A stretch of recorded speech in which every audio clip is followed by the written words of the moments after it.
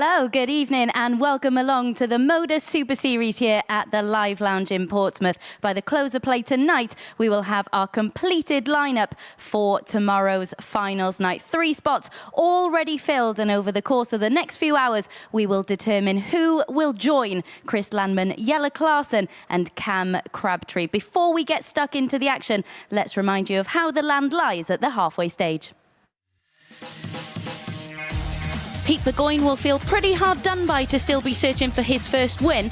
He played very well at times on Thursday, but nothing seemed to go his way. David Davis picked up 2 wins last night, a stunning 1-6-4 out to complete a 15-dart hold, helping him to get the better of Group B favourite Lucas Venig.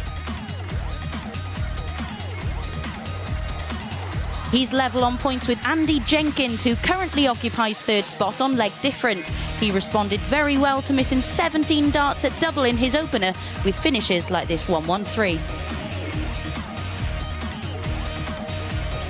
Lucas Venig produced our only 3-figure average of the night, taking out back-to-back 117 finishes to beat Pete Burgoyne 4-1.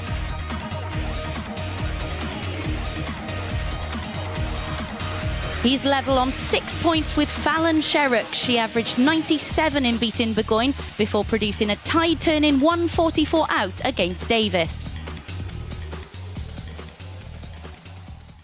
Yeah, delighted to be joined by Paul Nicholson once again. We're going to start by reflecting on what we saw last night. We mentioned at the top of last night's show, Fallon Sherrock came here in very, very good form. She backed that up with a number of those performances. That 144 out was so crucial as well. Yeah, super well timed as well. And sometimes you give someone the big build-up, don't you? And you think, well, this is what they're capable of doing.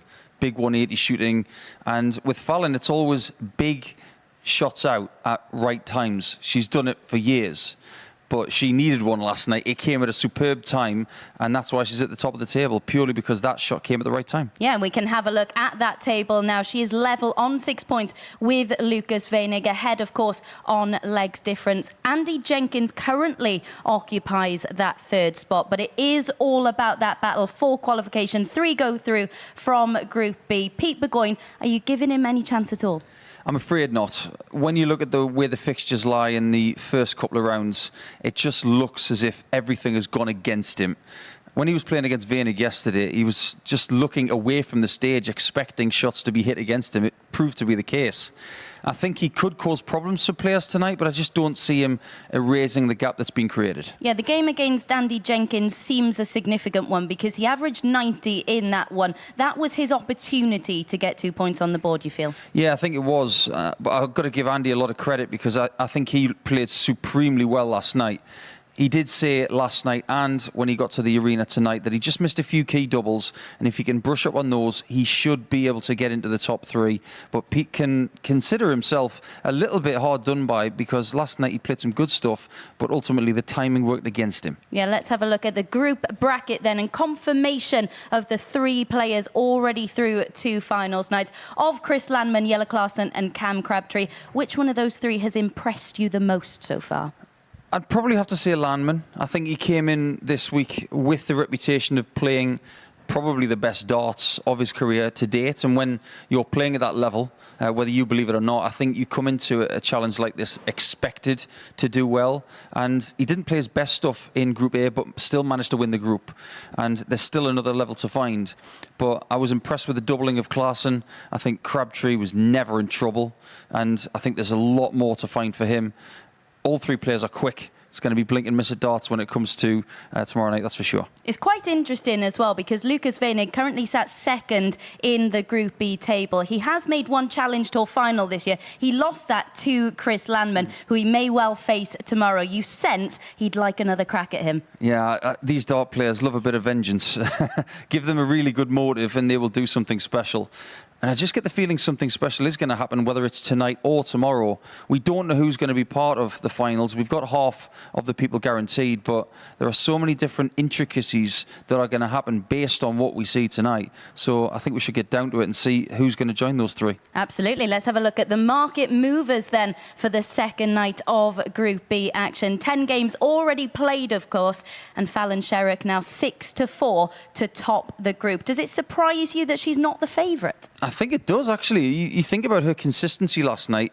It was there. She did miss a few doubles in some matches, but still got over the line.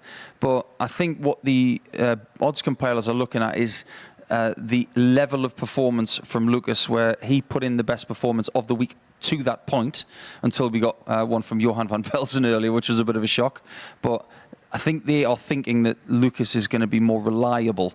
Maybe if Fallon does have a weak game, it might come early. But she's out to prove people wrong once again. Yeah, let's have a look then at some of the individual bets for this evening that we've put together for a treble that returns over 5.5 to 1. The first of those selections is Jenks against Weinig. Weinig under 1.5. I'm not sure about that one. I think that one could be close. It was close last night, let's face it. It was a great game. And to have Weinig at minus 1.5 at 6-5, it's a good price, but I'm not really on board with that one. That one's a bit of a punt. As for Burgoyne versus Sherrick, maybe that one's a slightly more accurate call, because Sherrick was at a very high level last night, whereas Burgoyne was, like I said, not timing shots to the same level that she was. So a minus 1.5 on that evens, it's about fair, I would say. Sherrick against Weinig, 6 legs or more in that game. I think that's spot on. Yeah, absolutely. Right then, let's get the action underway then, shall we? 3 more spots to be filled for tomorrow night's finals night. First up for you this evening, it is Andy Jenkins taking on Lucas Weinig.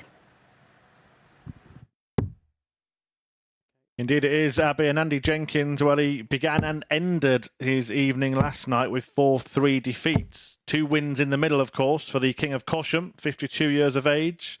Right here in Portsmouth, taking on a man who's travelled a little further to play at the Live Lounge. But he's getting the usual Andy Jenkins treatment, as you can see. Does like a wind-up. Does Mr. Jenkins. But he wound up losing in that last match of last night, 4-3 to Weinig, who is sitting pretty in joint first leg. It's Andy to throw place. first. Second, game on. 1 leg difference to Fallon Sherrick as Charlie Courstefine gets the action underway for the night, and we will have our final places filled at finals night, as has just been 60.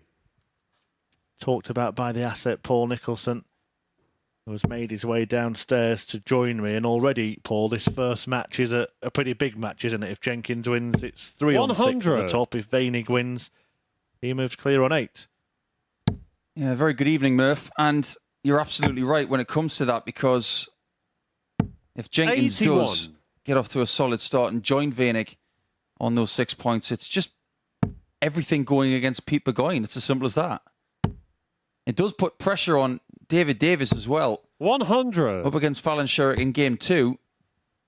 Some evening sessions that we get on night 2 of Group B, you can be forgiven to think 60. that maybe 1 or 2, even 3 games, you can settle in, but there's no settling tonight.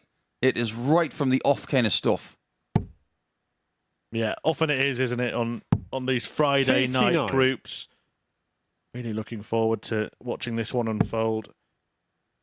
Pete Burgoyne losing all 4 yesterday has actually, in a way, made it more interesting. 60. Because when 5th place has a couple of points on the board, then the players at the top know exactly what they need to do.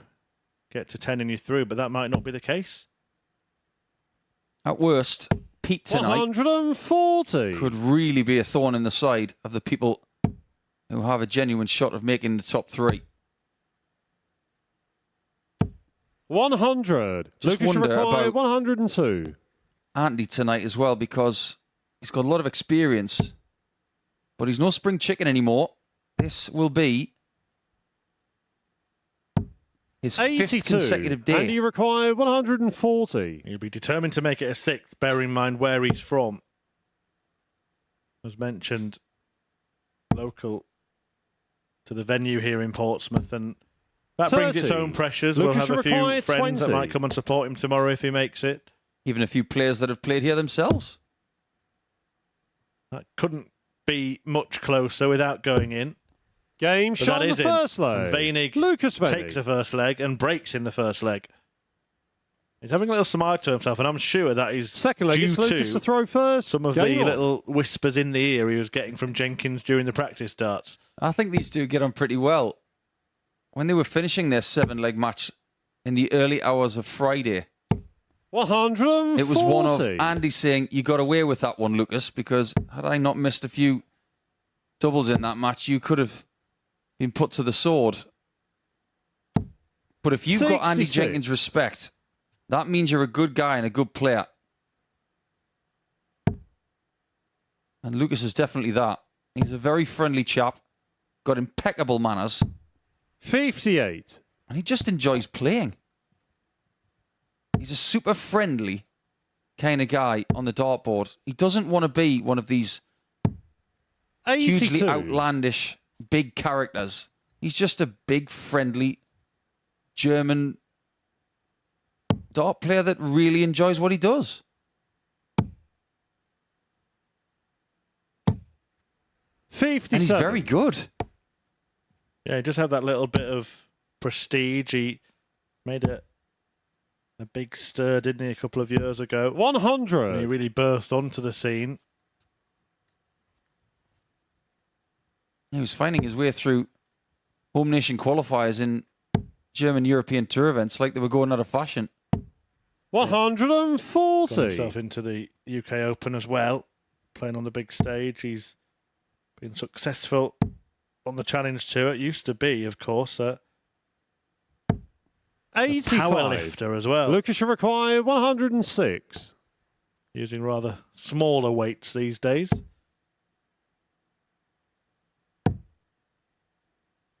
That's an interesting second dart. Game shot on the second leg. It's almost like he was going Lucas for the Weinig. treble 10. Had he got it, it would have been on double 8.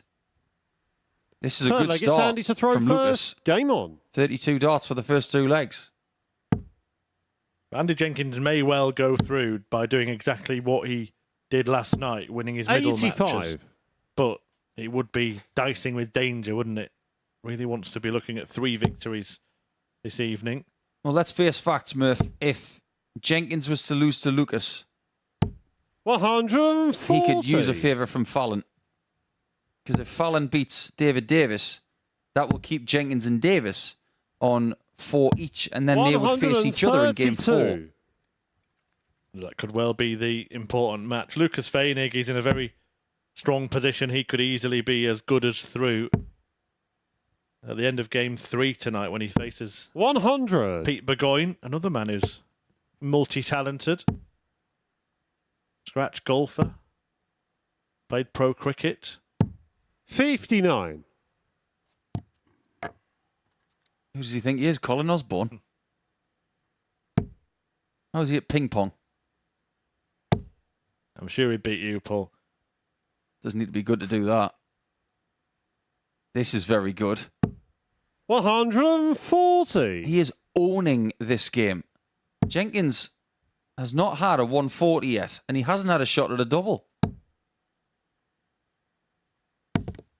120. He still hasn't got a 140 because he clatters into his own Lucas flight. should require 121.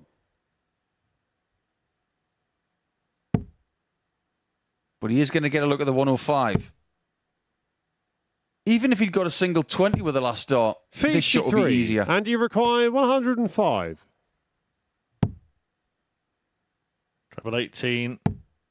Found. Double 16. 89. Almost found, but almost is not enough. Lucas should require That was a great 68. effort. And people have got a habit of doing this against Andy. Game Finding shot on the accuracy. third leg. Lucas Weinig. And his average is climbing. His doubles prowess as well, looking very sharp. Fourth leg, it's Lucas to throw 60% first. Game for on. the first 3 legs. Yeah, this is the perfect start for Weinig, but for Andy Jenkins, it's turning into the Rocky Horror Show. 92. Because his games were so close yesterday, he did end with a positive leg difference, but that's going to be wiped out here. That's what a 4-0 defeat can do. 125. In fact, if he loses this match by this margin, he will actually drop out of the top 3 before David Davis, the man below him, has even thrown a dart. 99. Playing Vienig's like playing a Terminator. He just doesn't feel pressure. 59. He's great at preparation. He just doesn't seem flustered by anything.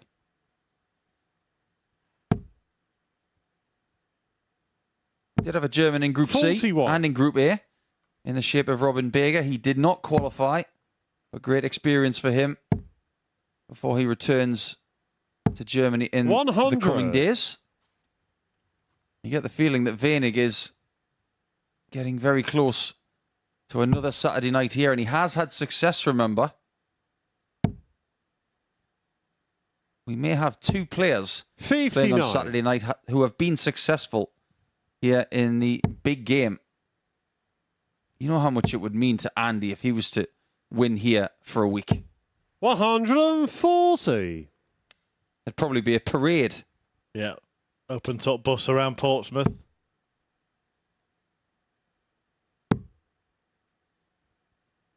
Sensible. 55. And he requires Didn't expect him 77. to go to the bullseye with the last start. I've got to be honest. Double top. 57. Lucas, He you will require expect to return. 155. Yeah, one thing he won't do is throw in the towel. And he definitely is going to return. So he can begin his mental preparation. 83. And he required 20. Can't keep missing. And Aim doesn't. shot on the 4th lay. Andy Jenkins. 17 darts is good enough for a break of throw. He's going to need more. But before we get to that, 5th leg, it's he Andy has to throw hold for the first time. Game on. And Jenkins yesterday, 85.09 his average for the night. It's better than it's been 85. most of the week. His doubles are 39%. It's really strange because speaking to him after yesterday was over, 140. and speaking to him when he came into the building tonight, he said, just didn't hit enough doubles. But you look at 39% and you think that's not bad. 96. You mentioned he's played all week. He's had his trials and tribulations over the course of it, hasn't he? Andy Jenkins did really well, actually, to get into this group. 100. A fantastic final day, didn't he? 4 out of 5 on Wednesday. 85. And that was after actually being bottom of the daily table on Tuesday and second bottom of it on Monday. So a really good surge into top 3. Absolutely. 100. Tell you one thing that has been missing in this group for Andy. 180s. He hasn't got any yet. Would have been so funny had he hit one right there. 89. That'll be the reverse Lucas, curse, you wouldn't require it? 161. 161 to get the job done. Treble 17. Not there, but Jenkins on a big one. 78. And he required That gives him a little bit of hope, doesn't it? 146. 83 left for Vading means he might only get a go at the bullseye here. 97. Let's find out because Lucas, Andy's you done well require to leave 83. himself on 49.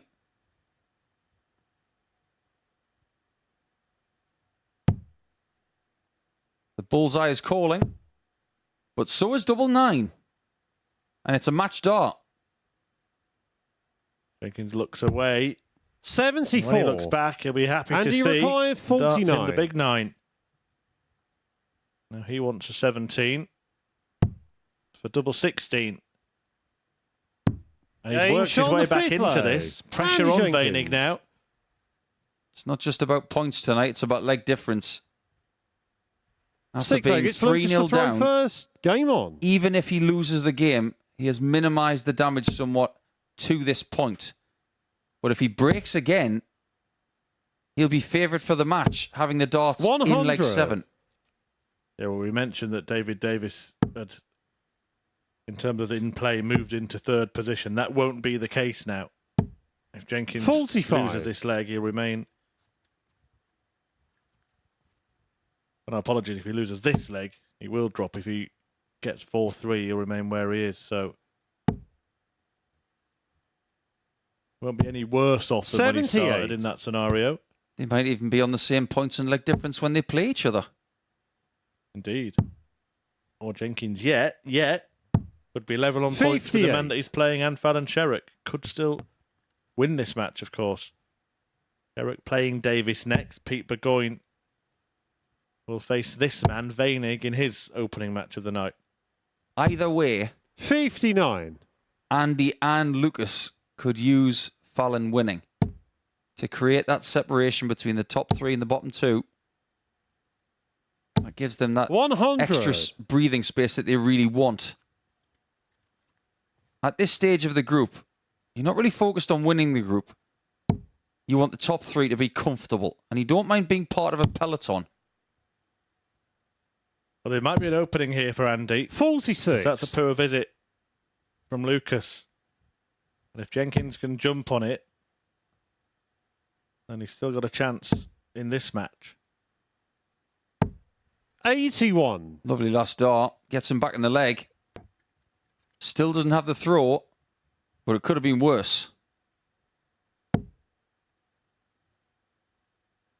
Well, Jenkins shakes his head.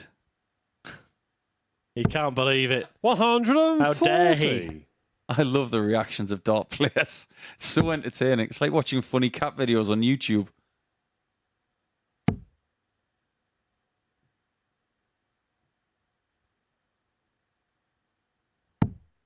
$83. Was he caught in two minds there between Lucas the 19 and the requires 17? 78. Yeah, and ended up in no man's land in between. But it's 2 darts at double 12 for Lucas Veinig to get the job done. That becomes 1 at double 6 now. Doesn't want to come inside here. Game, But he shots, and the match. in the double. Lucas Venig. And in the lead in the league table. A little bit of fun between the pair at the end of it, but a 4-2 success for Lucas Veinig over Andy Jenkins. That puts the German at the top of the pile. There you see the stats. Veinig with an average more than 90, 50% on the doubles, a 106 in there as well. Jenkins tried to claw it back from 3-0 behind, got 2 on the board and limited the damage, but Veinig is ahead of Fallon Sherrick at the top of the table, and she's up next against David Davis.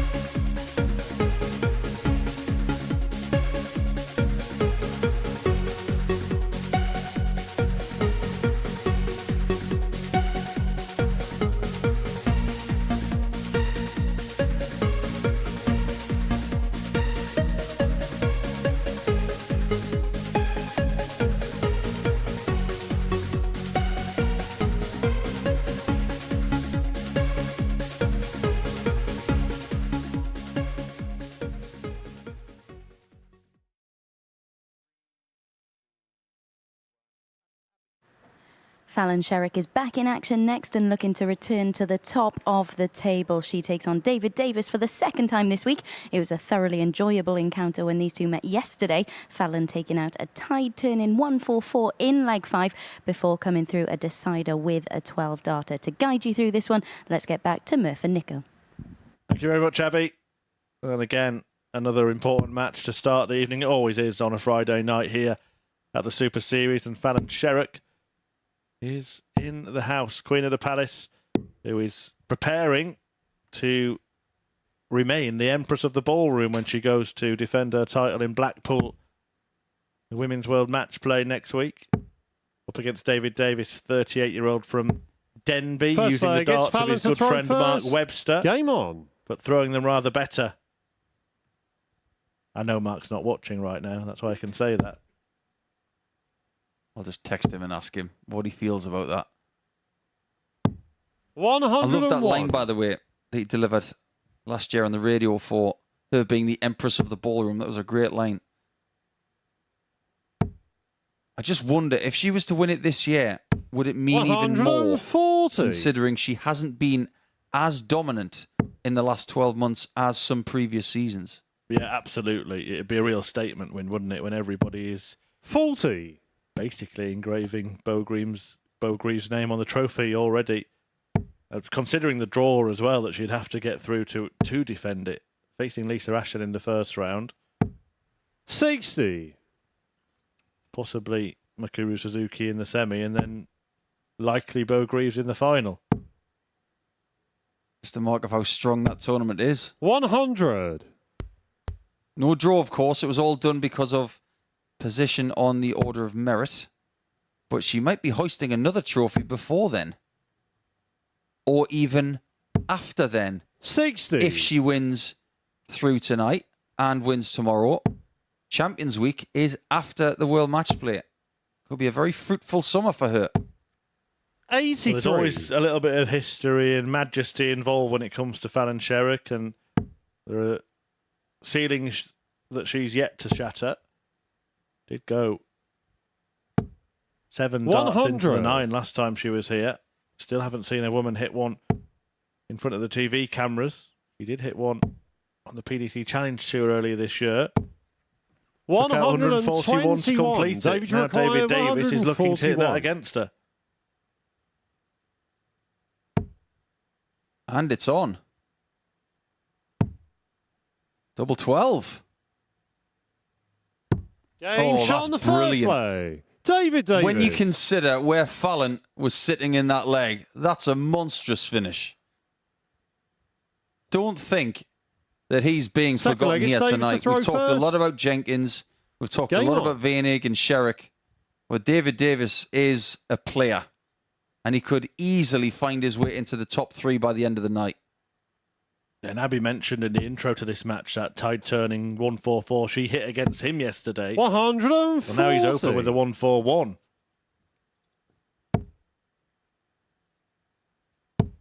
Last time I saw Fallon playing on a Friday night, 140. she went 4 from 4. She won the lot and topped the group. John Henderson was involved in that group as well. It was a brilliant night of darts. 100. Yeah, well, to include her walk-on song in the name, the last Friday night she was here, she ended up in a shootout, a bizarre shootout in the very last match against Lee Budgeon. And she won it and topped the group by doing that. But had she lost it, she wouldn't have qualified. And Budgeon, who finished 5th, bottom, would have been top of the table. 97. That's the beautiful thing about Group B, right? It's gloriously weird. Had he won that as well, we would have had for the very first time the scenario where all 5 players finished on the same amount of points. 100. David one result Jurrick, away. 164. It'll happen one day. Well, she's got the chance to respond to the 1-4-1 with a 60. 1-2-1. Fallon, you require 121. She's left after 9 darts in a great answer. Well, this is a boxing combination. It's a jab, a cross, and another jab. 96. So close. They're hitting David Jurrick, David Davis. 104. as Jim Watt used to say, bang on the chin. He's made a great start to another ton-topping combo. And he opts for tops, Game and he shot on the nails it, second and it's leg. back-to-back. David Davis. Three-figure finishers for David Davis, with Fallon Sherrick sat on simple Third leg, two it's Fallon to darters throw first. Game on on. each occasion. At which point does that hurt just a little bit too much? 29. Sitting on 56 and 25. And he takes out those 2 shots. Seems like a pretty cool cat, doesn't he? He doesn't give a great deal away. 100. He might have been a man on a mission, David Davis, who, before the action started today, he saw the highlights from last night. 140. VT that we played at the top of the show, and he noticed that a lot of the big checkouts were hit against him. He actually asked our referee, Charlie Corstefine, why? Why always me, as Mario Balotelli once said. Well, And Terry Jenkins. he's 60. answering well with 2 of his own in the first 2 legs of tonight. Some people just need a little bit of extra motivation.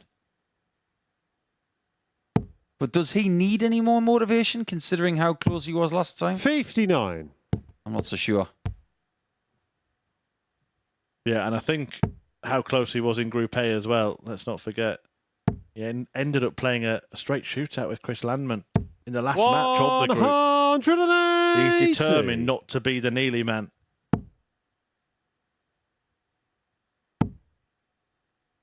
We know what they say. You've got to kneel in front of the Queen. 97. David, you require 161. But he's not gonna. Oh, come on. This is getting silly, David. So he's not going to go for it. 99. When you're on a hot streak, you got to play the streak. Yeah, he's caused himself problems now because the finish is only 2 digits. Did see Robin Baker take this out a little bit earlier 44. on. And he David, was you saying to me require that 62. he was very happy that he got it my way. David Davis is not going to get it my way. He's going to look at tops for 3-0. Game shot on the third Well, leg. he's been David simply Davis. flawless in that department. Has not missed a thing when it's come to the finishing. And this is a stellar showing from David Fourth leg, Davis it's to David to open throw the first. evening. And it's going to Game on. really make this group very interesting. You're not kidding. Davis could go to 6 points with Sherrick. He could go to +4 if he wins this leg in leg difference. And Sherrick could 100. shrink to +1. Well, she's not playing to a bad standard. I mean, that average might be slightly inflated by the fact she's only had 1 dart at the bull in this game. 100. But not overly, because he's only had 3 darts at double. Just happened to hit them all.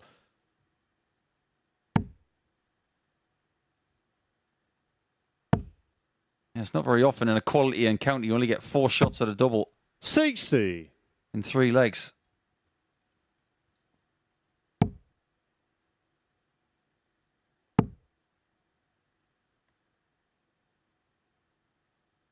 Frustration evident on the face of 43. Fallon. She played to a very good standard yesterday. Just shy of 87 the average for the night. 33% on doubles, which is acceptable. She had more 180s last night than anybody else. 131. She had 10. And I want to put that into context because in 4 games, she got into double 96. digits 180s. And in 19 games, Andy Jenkins didn't get that many this week. That just goes to show how dangerous she is on that treble 20 when she's on form. 60. And she'll face Andy Jenkins in the very last match of the night. And the way the first 2 games have gone, it could be a shootout. 140. Jenkins managed to David salvage Require, something from this 150. position. Couple of legs, he clawed back against Lucas Veinig. Can Fallon manage to do something similar? Maybe even something better. You just don't know at this 58. juncture Fallon, you how require important it is 122. just to get a leg. It could be the difference between qualifying and not. 54. Well, she won't get one if David Davis carries on. David, you require 92. That perfect record on doubles. Options here on the 92. Treble 20 or bull. Well, the one's gone. Now it's treble 17. He's not going to tarnish his doubling record, but he's made a mess of getting to one. 32. Fallon, you require 68.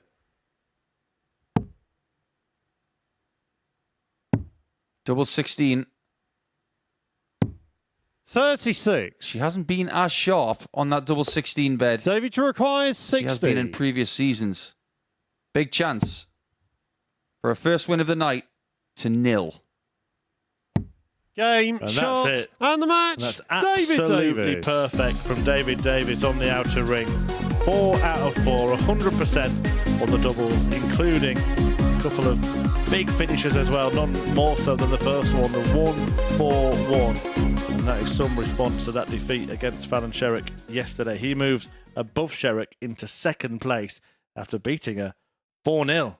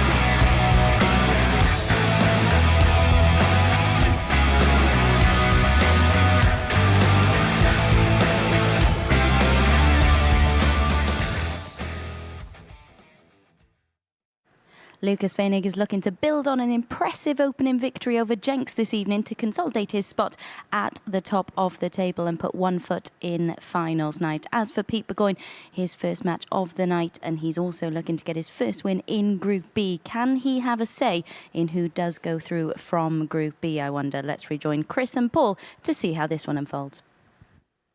You're right, Abby. This 28-year-old from Germany has had a very, very good campaign so far. But as far as his opponent is concerned, he looks pretty relaxed at the minute, the man from Derby who likes a packet of crisps. Using a 21-gram Peter Wright dart, but which one is it? One of many it could be. Lou, as he's known, will be the favourite for this one. But with the pressure taken off, is it likely, Chris, that we will find or even see the best from Pete Burgoyne tonight? First leg, it's Lucas to throw first.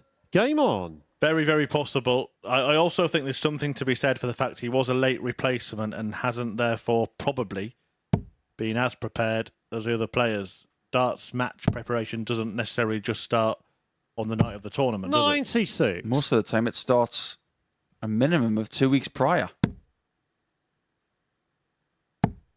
Is that really a Peter Wright dart? 140. Well, any dart could be so cold, couldn't it? Peter's probably touched them. I've been crunching the numbers, by the way, and usually 10 points is enough 58. to qualify from this group. However, a victory here wouldn't yet confirm Lucas Fenig's position. 26. In finals night, there is still a scenario where he could win this match and not make it, but every single result would have to go against him, and 4 players would have to finish on 10 points for that to happen. I'm not sure that's going to happen. 60. Let's just say that Lucas wins this game and he's got 1 foot in Saturday night. Well, I mean, I'd go further than that. I think he'd have 96. 2 feet, all his legs, most of his upper body, but his head would just be sticking out. Just peering back as if to say, is there anything else I need to do, guys? I think he's been quite popular in the practice room. 87. Just a really amiable chap. Yeah, couldn't be through after this game, but of course could be after the next one. Because if Andy Jenkins were to lose it, he wouldn't then be able to catch him. Before we go too deep in this 59. one, how do you rate the chances of Wenig when it comes to the German Super League later in the year? Because that's a tournament that can qualify you for Alexandra Palace. Doing well here is a fairly good indication of what could happen in that tournament. 180. He might even make the Palace by the end of the year. Yeah, good point. Good point. And good visit from Wenig. Just 28. showcasing his skills 20. there with a maximum. Hadn't had Game a shot on the first leg. 3-figure score Lucas in the Wenig. entire leg until that 180, but he's just come from nowhere and put Pete back Second in his leg, place. it's Pete to throw If you're first. going to get 1 3-figure visit, might as well make it a maximum. As for Pete's play 95. yesterday, he was the only player to average under 85. 27% on doubles, and that was the lowest of all of the players. 140. And he was the only player not to get a ton plus checkout as well. So maybe that gives you an indication of why he lost all 4 games last night. 180. And maybe we will see a bit more sharpness from him tonight because of the games he played. There's no substitute for match practice. 140. It's a challenge to a finalist, Pete Burgoyne. In fact, mentioned earlier that he lost that final to a certain Stu Wilson who was in 134. action this afternoon. He actually tweeted me earlier on, Stu Wilson. He said he thinks he broke the record for the amount of 60s hit, 43. as in Pete required 320s. 92. If you're watching, Stu, I'm not sure we've got a record for that. Yeah, and I'm certainly not going to go back and count.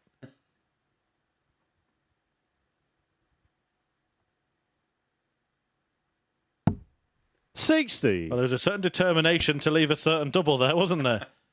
He was not going to go for a single 12. or a single 16 for that matter. It was double 16 or nothing.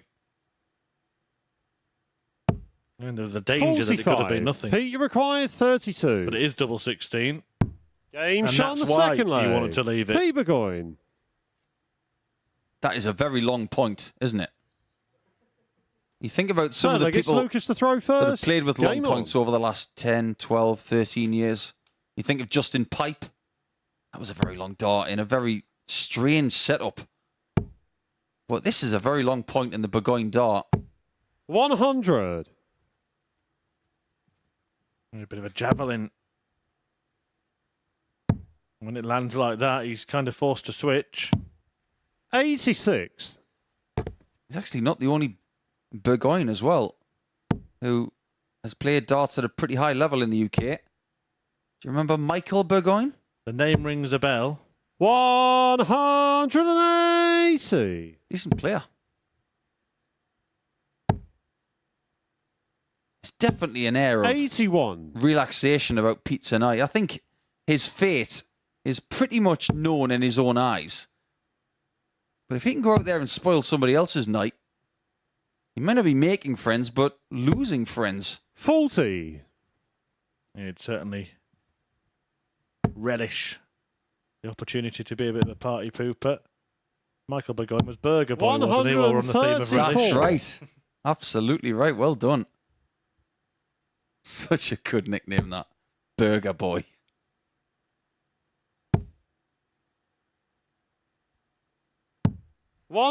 $137.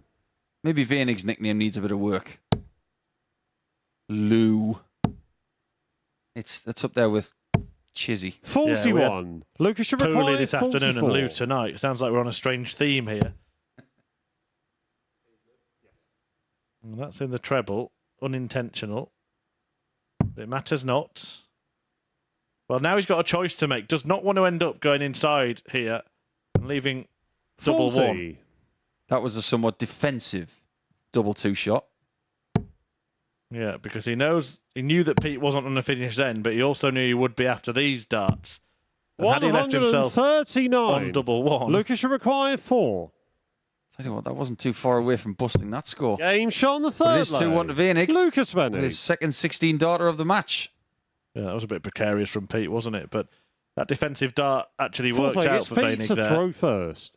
Attacking on his next visit. Now Pete just wants to swap the last visit, the last leg, for the first one of this leg. 81. Reminder coming next. David Davis playing Andy Jenkins. Davis on 6 points, Jenkins on 4.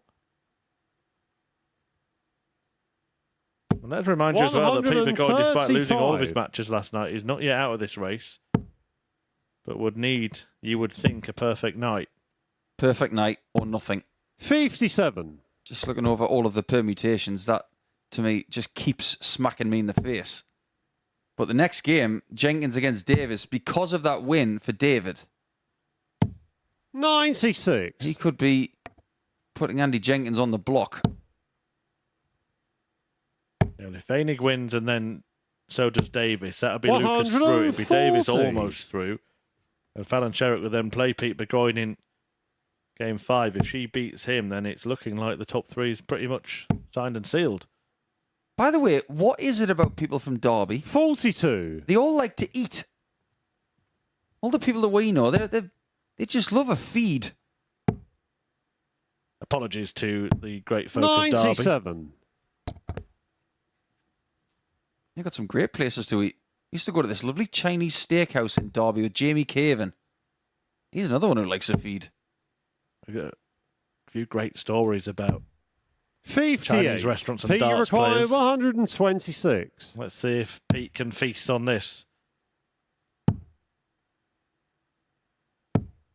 54. Lucas should It's going require to have to be a 170. buffet of brilliance for a 3-1 lead at this visit. Entree? Dessert? Game Oh, shot it's on the fourth gorgeous. leg. Lucas And only in Venig. each shot from Lucas, and it's 3-1. Absolutely delicious. Fifth leg, it's Lucas to throw first. Game on. A nice big fish served up by Lucas Weinig. By the way, if you were wondering about the story, I won't mention any names, but there was once a darts player who was actually banned from an all-you-can-eat Chinese restaurant, wasn't there? For eating too much. I was in that restaurant with him at the time. 57. It's like watching Homer Simpson at the seafood restaurant where he gets ushered to the door. He ends up taking the restaurant to court because he couldn't eat all he could. 123. Well, Weinig has certainly done himself a lot of good so far tonight. 121. 4-2 win against Andy Jenkins in his opener. It looks like he's going to get the better of Burgoyne as well. That will be Pete Burgoyne, effectively. We're just taking the Y out of his name. 26. There is no why, there is no where, there is no when.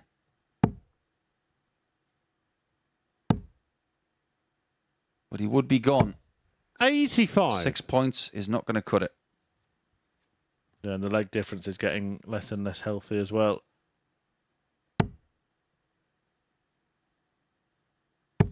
One thing's for sure as well, Lucas proved yesterday that he does have 94. the ability to play well all night long. 101.43, his best average of this campaign so far in beating Pete yesterday. 140. That has been surpassed somewhat surprisingly today by Johan van Velsen, who at 101.9 has the best performance of the week now.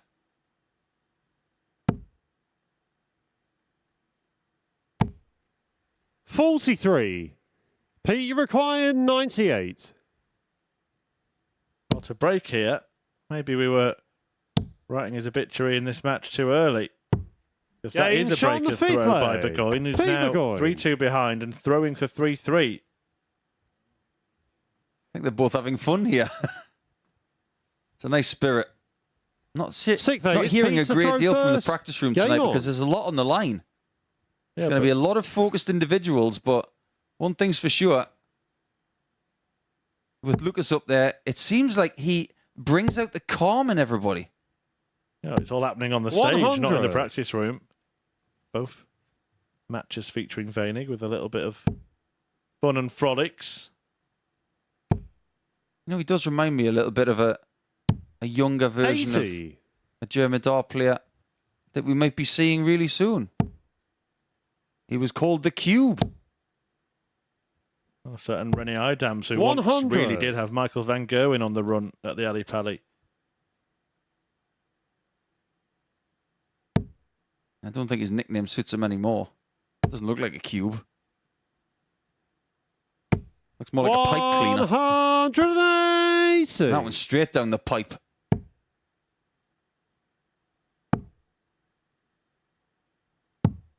$59. Weinig really was in a world of his own yesterday. He averaged over 91 for the night. You just get the feeling that he's playing better tonight than he was last night. 125. Well, he's already, as we said, won a week here at the Super Series, and he enjoyed it as well. We heard from him afterwards how much he enjoyed it. 140. He beat John Lucas Henderson in that final as well. 160. Couple of really good guys there. One more good shot for 2 more points. But it gives his opponent a chance. 54. Pete, you require Took out 98 102. in the previous leg. Hasn't missed a dart at double yet, Pete Burgoyne. Probably did the right thing in going for the treble 14, but isn't getting a go 46. at a double in this Lucas leg. requires 62. And that could be that.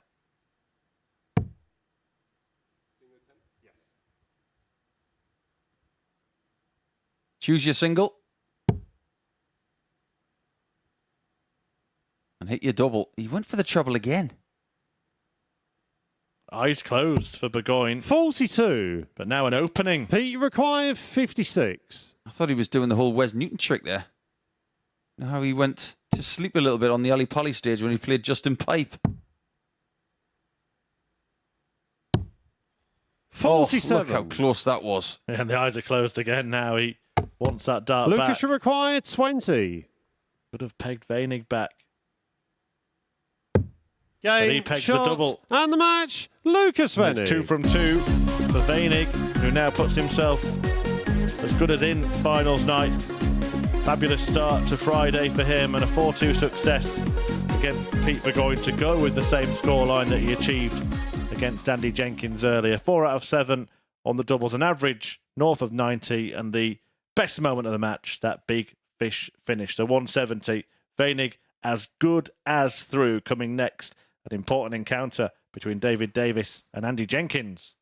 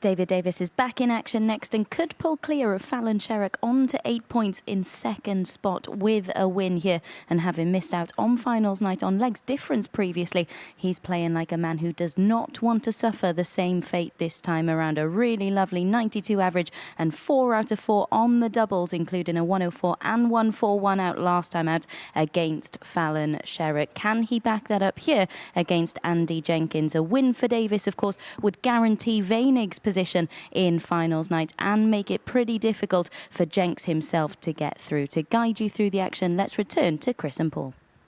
Thank you, Abby. Yeah, well summed up, and of course make it much easier for himself to get through, because not only would he pick up a couple of points, but he'd stop Jenkins getting a couple, and he would only be able to get to the same amount of points as the Welshman. So this is a really big match for the pair of them.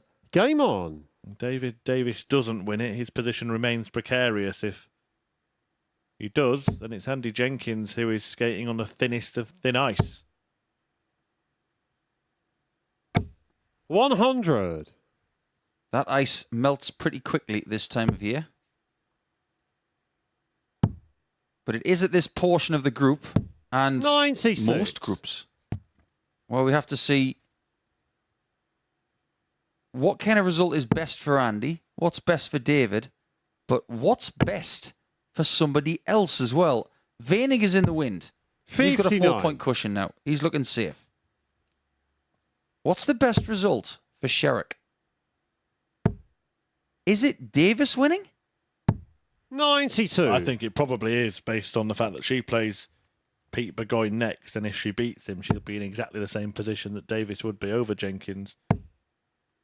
Yeah, 4-point cushion with 2 games to go. 85. I think it's unquestionable now that Sherrick is very much in the camp of the person who has beaten her 4-0 tonight. It has Andy Jenkins 30. to play.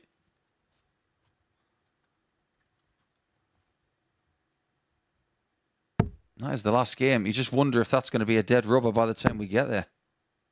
If David Davis carries on the way he started tonight, 140. then Jenkins is going to be in real peril.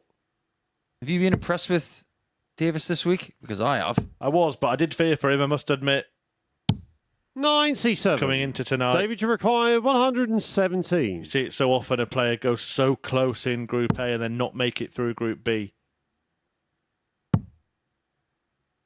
Wrong number. 74. He hasn't missed a double tonight, but he's missed a single. I missed 2 in one visit. Just proving he's human. 85. Well, the benefit of having David, a you shot require like this, 43. if you are an amateur player and you don't want to go for an 11, there's a whole host of odd numbers at the bottom of the board, which will give you a shot at double with 2 darts. Game shot He on the still hasn't first missed a leg. double. David Davis. Well, this is some record. 5 from 5. Second leg, For it's David Andy to throw Davis. first. Game on.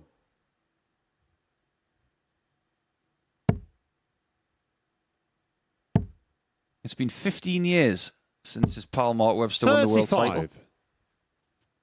We were talking a little bit earlier, making Yella Klassen feel a little bit old. That when he played Cam Crabtree, Cam was 2 years old when he won that title. 80. Do you remember where you were when Mark won that title in 2008 against Whitlock? What was the date? What was the date? Well, that'll help me remember where I was, won't it? 85. January 2008, wasn't it? Yeah, no, I don't remember. Well, I do actually. I was watching Mark Webster win the world title. 125. Great bunch of Welsh players. Are the best team in the world at the moment, aren't they? When you 100. consider now that the PDC World Cup is the prominent one. Absolutely. Price and Clayton. 2-time winners of the World Cup now, Wales. But they've never had a 2-time world champion. 100. You wonder if Price is going to be the first person to do that. I mean, you'd be a brave man to bet against that, wouldn't you? I think Gerwin Price is 100. actually getting better. I agree with that. Could have had a 9-darter in Poland tonight, missed double 12 for it. But he's not the first Welsh player to make 2 world finals because Richie Burnett did that. 100.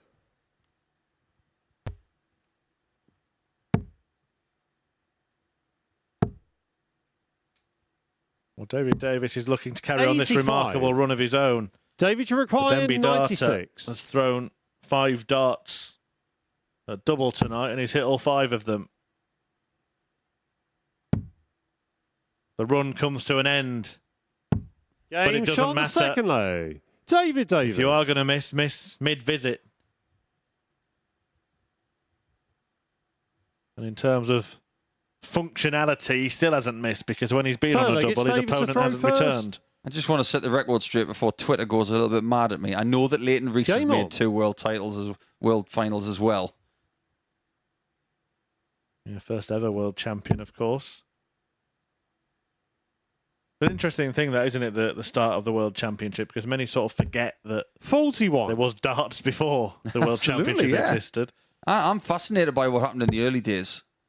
And Andy Jenkins, we were talking about him yesterday and how he made his England debut in 100. 1994 against Leighton Rees. Isn't that amazing? Remarkable, yeah. Do you know the last year that Leighton Rees played in a World Championship? And it has a somewhat poetic feel to it. 45.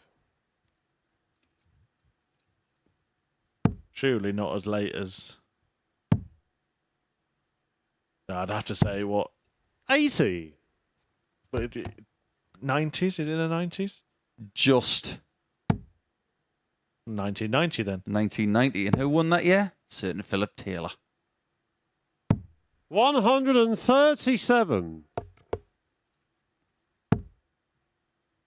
Do you think Andy Jenkins has played his last World Championship? 44. Oh, that's a good question.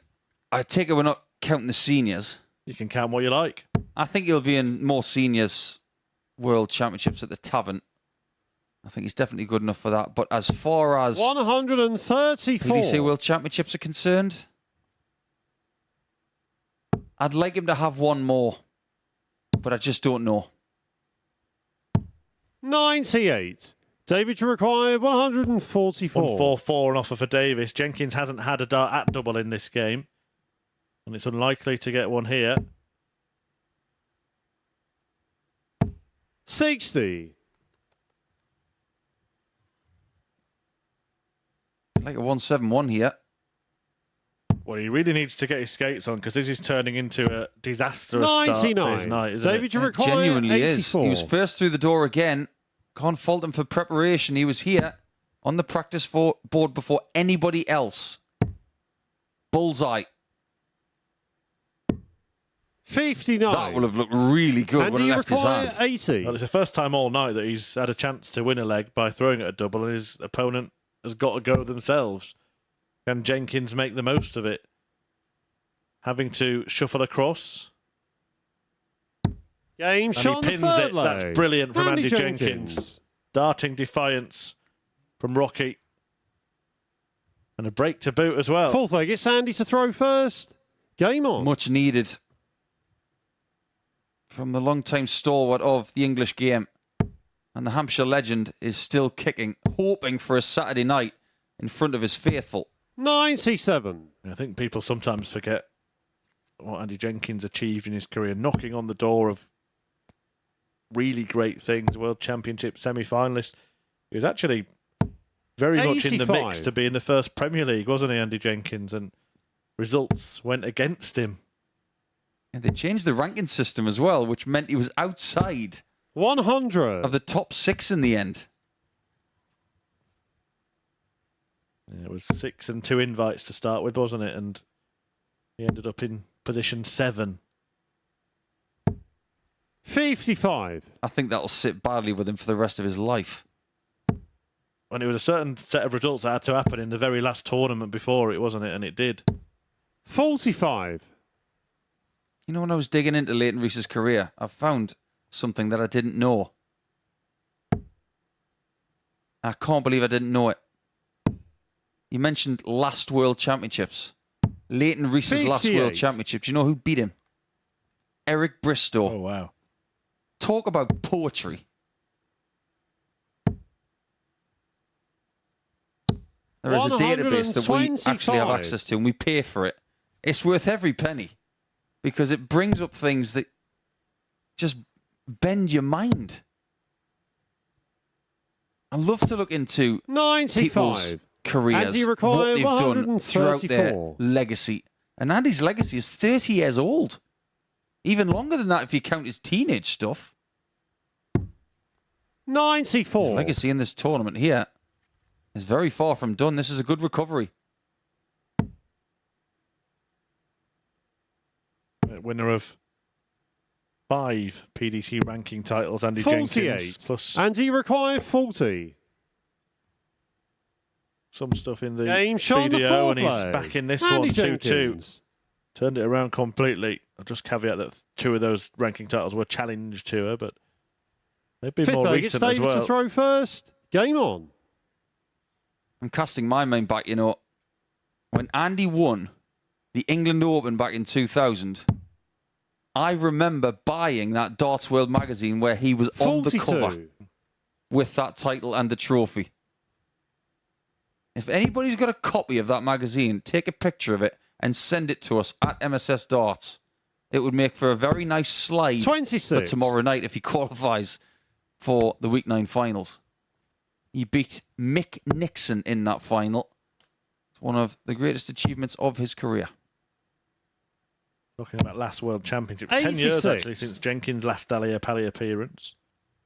That wasn't the Peter Manley game, was it? Just in pipe. Ah.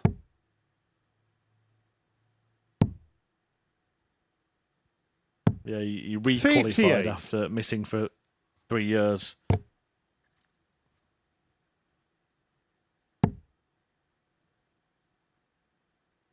If I remember rightly as well, that might have been the season where he 85. got to the final of a Pro Tour event out of the blue. Yeah, it was an interesting, wasn't it? The PDC held their Masters tournament the same weekend, so the top 16 weren't there. 140. And Andy played the opportunist. Wasn't that the weekend where the Jenks is back hashtag started? Yeah, I think so. He's been back more times than Dracula. 100.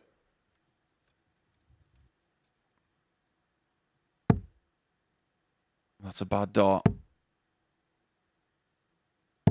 And not getting a treble 45. there gives David Davis his first dose of fresh air for a couple of legs because he's been put under the cosh from Rocky over the last couple of rounds.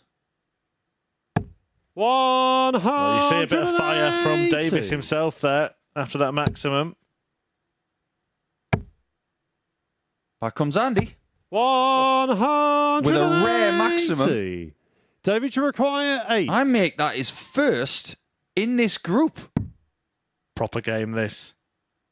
David Davis looking to stay in control, but as his cage being rattled, Game shot on the 5th leg. he remains David steadfast. Davis. Rock steady. And in control of the contest. 3-2. 6th leg, it's Andy Big to couple throw of legs first. coming up for Game both on. of these players. Yeah, you're not kidding. Biggest game of the group so far. 44. Just to put you in the picture once more, if David Davis wins one of the next 2 legs, he moves on to 8 points. Lucas Veinig goes through officially. That will be confirmed. And Andy Jenkins, 140. and then looking for snookers and favours. He'll be looking for a favour from Pete Burgoyne in the next match against Fallon Sherrock. Don't forget as well that 134. Andy has had to switch darts because of a snapped point in his other set. Not that that's an excuse, because he has played some pretty good darts since then. 139. That's more of an annoyance than anything else. Well, Davis is in a strong position here.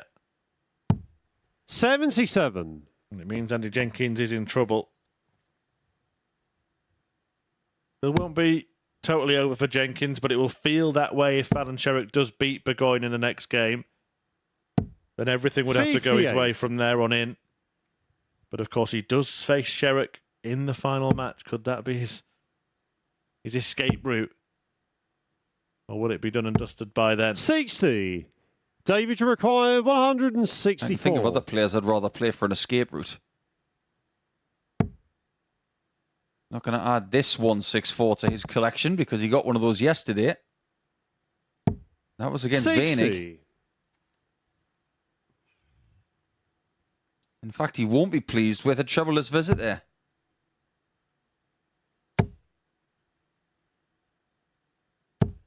$100. David to require 104. So this to strengthen his chances. Well, he ain't going to take it out now. What could be happening here? Andy Jenkins 40. stalking the back Andy of the stage require there. 86. Could not wait to have a go at this opportunity. 54. That first start of the 32 bed really was awkward. It will have David shielded the requires bed. 64. And David needs double that.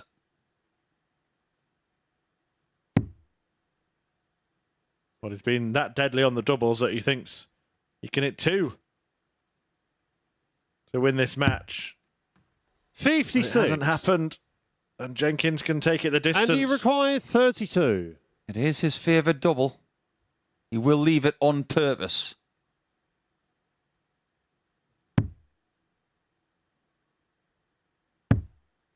Can double 8, get him out of jail. 24. He's had his chance. 5 darts David to take to us the require distance. 8. And the doubles have cost him. Game, that double shot, does and it the match. for Davis, but does it do for Andy Jenkins? Well, that will be revealed as the evening goes on. But David Davis has made a very, very strong start to his campaign on Friday night. A 4-2 win against Andy Jenkins to back up the 4-0 win against Fallon Sherrick earlier. And that victory, of course, does secure Lucas Vainig's place at finals night. 2 to be filled. Davis looks like taking one of them. Fallon Sherrick fancies joining him, and she's in action next against Pete Burgoyne.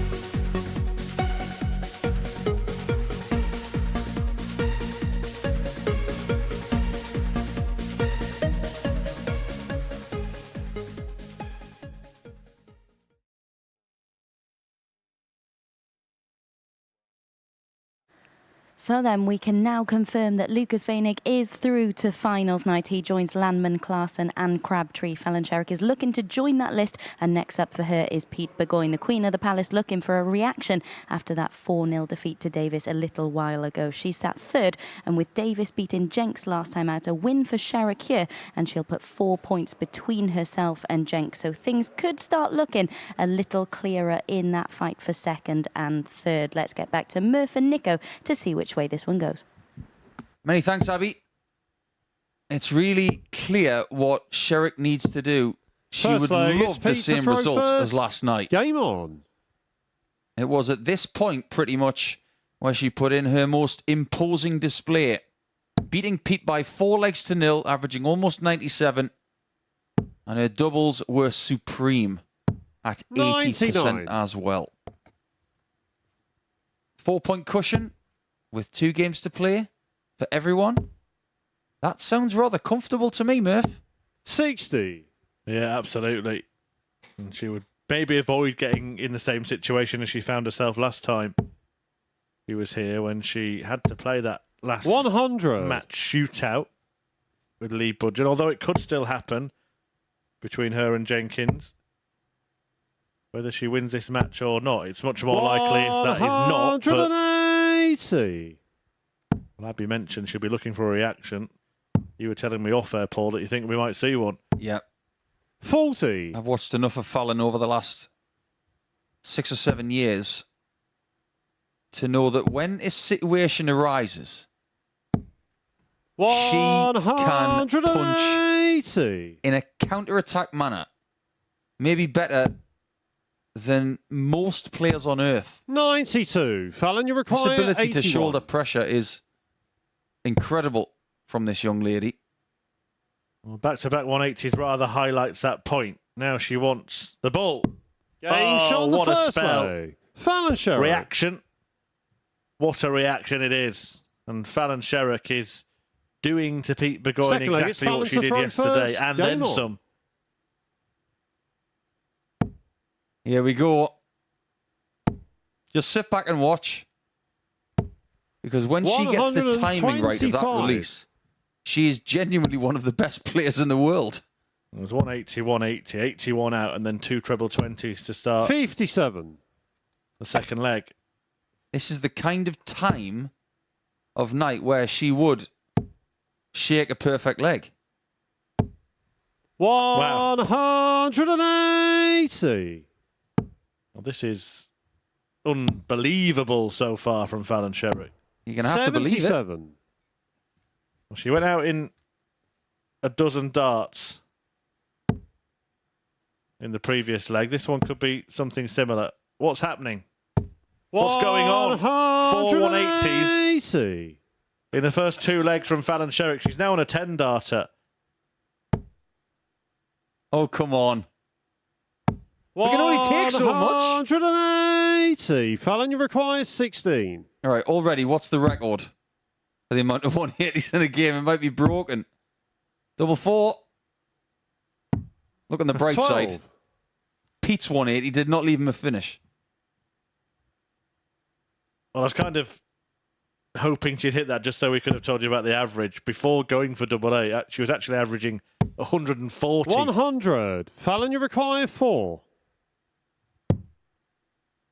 You're going to lose the leg? Is she going to lose the leg? Game Of shot course on the not. second leg. Fallon Sherrick. It's still very tidy. It could have been so much better. It's 12 darter followed by 15 Third leg, it's darter. Pete to Yeah, throw first. that's weird. Game on. Because that is one of the worst 15 darters I've ever seen. In the sense that it could have been so much better. It could have been a 10. 93. The record, by the way, for 180s in a match is 9. Well, we're already past halfway point. It's only 2 legs in. Yeah, we've had 59. 5 in this one. Fallon Sherrick is averaging well into 3 figures. I think certain 60. things are lost, you know, when it comes to Sherrick's game. She has an amazing 180 prowess. She does have the ability for those big finishes. 100. And she's great at pressure management as well. maybe the biggest anomaly of her career to date is that she doesn't have a world 96. title. Yeah, and there was a chance for her to go and really 123. attack the opportunity, wasn't there, at the WDF World Championship that was held last year? She opted out in the end, and Beau Greaves won her first. Who knows if Fallon had been there, whether the tail would be different, and everything that's happened 85. since. We'll never know. It's all ifs, buts, and maybes, but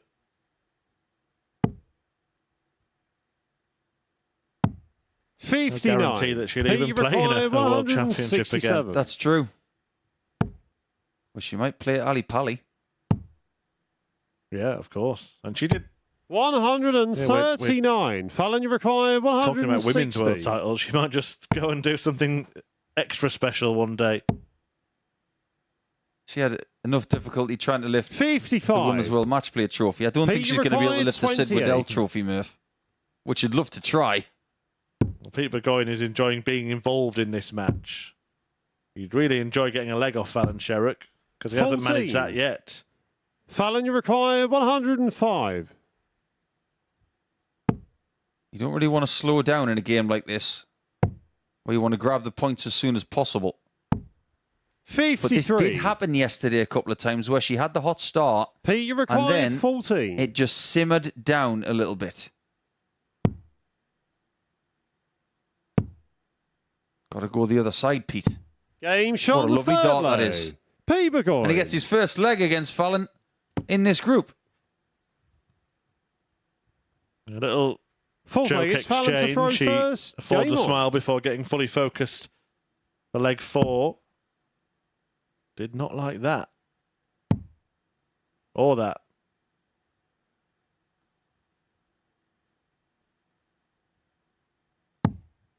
$27. Scott Mitchell and I were talking about how her technique has changed over the years.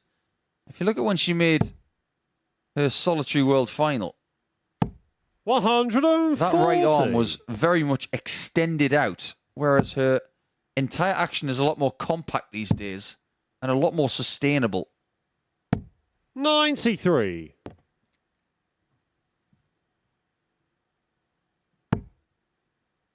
That 144 finish yesterday that she hit, it really was a remarkable thing against David Davis. She'll be hoping she doesn't need to pull another one of those out of the bag at some point. 140. It's actually settled into a pretty good game, this. The explosive start, 85. the dust has settled, and they're both not that far away from each other average-wise all of a sudden. And there may be a crucial point coming up. 137. Pete, you require 136. Well, let's not forget that this is only Pete Burgoyne's second match of the night, and he's 60. not yet eliminated. Fallon, you require 104. He would be in defeat here, of course. And that might just get a little bit closer, because Fallon Sherrock 72. taking aim at double 16. Pete, you require 76. That double is not cooperating at the minute. Double 18. 58. He hasn't got his second leg. Fallon, and you Sherrock require 32. can have another shot. This is where it gets awkward. That flight is leaning over. Aim shot on the But that's fourth a leg. surgical shot for Sherrock. 3-1. She's now inching very close to 2 invaluable points. Fifth leg, it's Pete to throw first. Game on. Burgoyne about to be eliminated. Andy Jenkins is in big bother. Alan Sherrock might be about to make it crystal clear 95. who's going through from this group. And it's a good time for her to make her move as well, because she takes on Lucas Weinig in the next match, and he's been imperious this evening. 58. Yes, he has.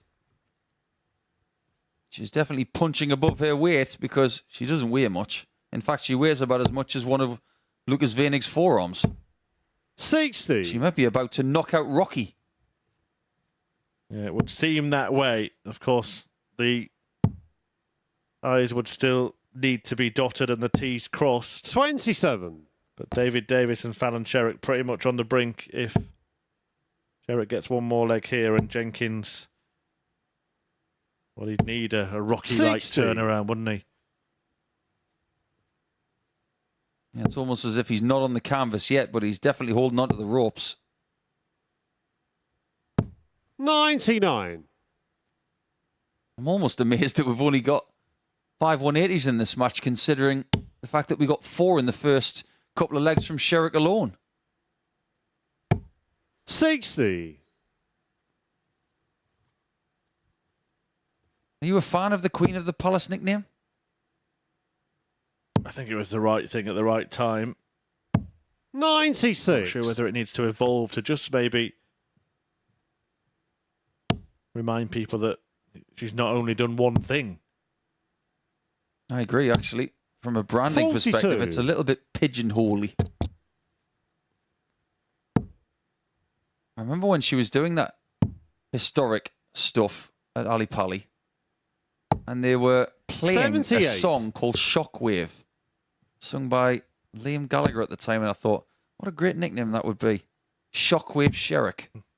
Because it was a case of 24. shockwaves over Christmas when she was doing that stuff. Fallon, you require 143. But we used to call her Superstar because she was always going to be a superstar. 119. Well, that is a Pete, you require superstar 160. setup. And Burgoyne will have to take out a big finish. It's not going to happen. So Fallon Sherrick to send Pete packing. 60. And to Fallon, put you herself require in a 24. very, very strong position. Game, Which shot, she and does. the match, A 4-1 Fallon success. Sherrick. For Fallon Sherrick, who's bounced back from that defeat earlier this evening, 4-0 to David Davis. Started that match in electrifying fashion. Those 4 180s all came in the first 2 legs. And a brilliant 81 checkout in there as well. Getting a third of her double attempts and staying in third in the table, but crucially putting a huge buffer between herself and Andy Jenkins. Lucas Veinig is in action next. He takes on David Davis in a fight between the top 2.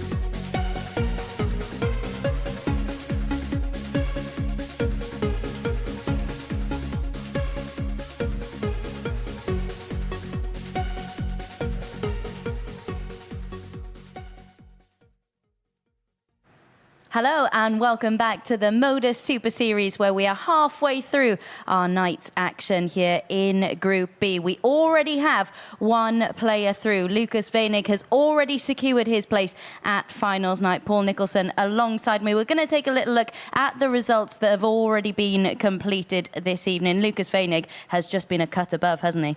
He's just looked really comfortable, hasn't he? And to be in Saturday night, it's a real treat for whoever turns up tomorrow night, because he's just a really good, positive person to be around. And we might be looking at someone who is going to make an assault on getting a second weekly title. Yeah, absolutely. He's also reeled in the big fish this evening. You can see that there. A number of really important finishes from a number of players so far this evening. The 1-4-1 also from David Davis. He's another player I think we need to take a look at, because we've seen him here previously. He's narrowly missed out on making it through to finals night. He looks like a man who is keen to avoid that same fate happening here tonight. Yeah, definitely. I think when you've been so close before, you do want to put it right the next time, because if you don't, there's always going to be that lingering doubt as to whether you ever will make a finals night. But he's a dangerous player, and I don't think we should discount the fact that he could win this week.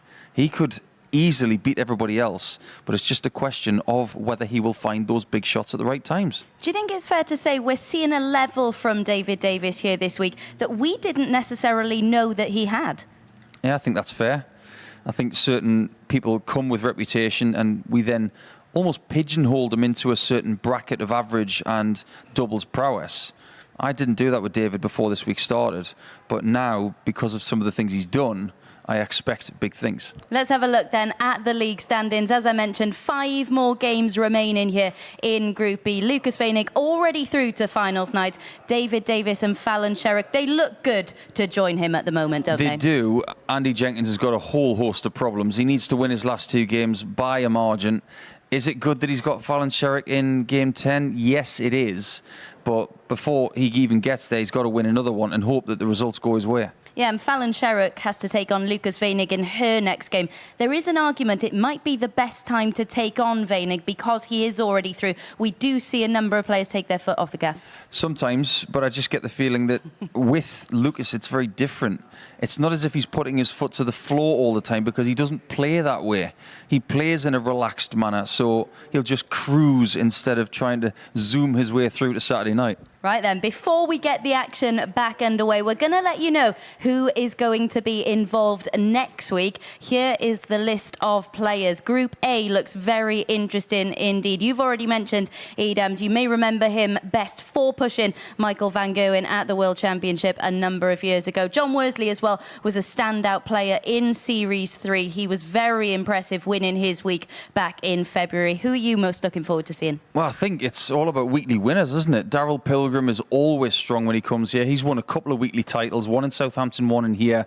And Adam Mould has also won a weekly title as part of the ADC programme in the past. And you can't forget about John Worsley as well. I'm intrigued to see Rene Adams, to see what he will bring, because his nickname is the Cube, but he doesn't look like a cube anymore. He looks more like a straw. He's lost that much weight. But don't forget about the fact that he's still a very useful player. Absolutely. Right then, let's get Group B back underway. Next up for you, it is Lucas Weinig taking on David Davis, who is looking to join Weinig at finals night. Thanks, Abby. Yes, a win here for Davis against the already qualified Weinig would indeed secure his spot alongside him, and then there would be one left to fill, which, as just discussed, could well go the way of Fallon Sherrick, though Andy Jenkins still harbouring outside hopes. Weinig himself looking to carry on building the momentum. Picked up 2 wins out of 2 tonight, having won 3 from his 4 last night. His only First defeat, leg, though, it's Lucas to throw first. Game on. did come against Davis. A 4-3 win for the Welshman when this pair met on night 1 of Group B.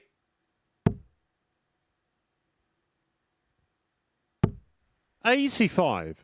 But they've both had brilliant starts tonight too. Weinig winning 4-2 against Andy Jenkins, and beating Pete Burgoyne by the same scoreline. 96. Whereas Davis shocked Sherrock 4-0 in game 2 and then beat Andy Jenkins in a... It might not look now when you look at the league table such an important match, but it was at the time. Difference between that 39. 4-point buffer that Davis has opened up and the pair being level on points. Huge, huge win for the Denby thrower. Now he's looking for the win. 81. That will book his place in Saturday's session. That session will start at 7:30 tomorrow night. Live on the MODUS Super Series 100. YouTube channel.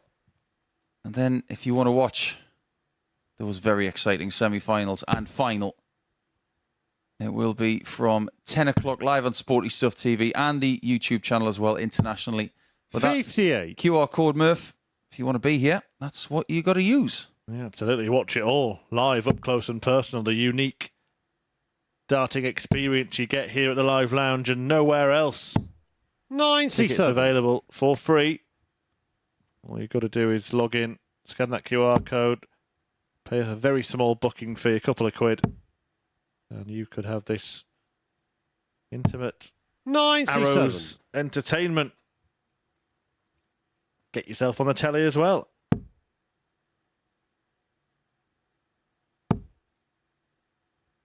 I thought that second dart was in, you know. He was looking to leave tops, 41. but that has not worked out well. You'd almost rather have the 169 here.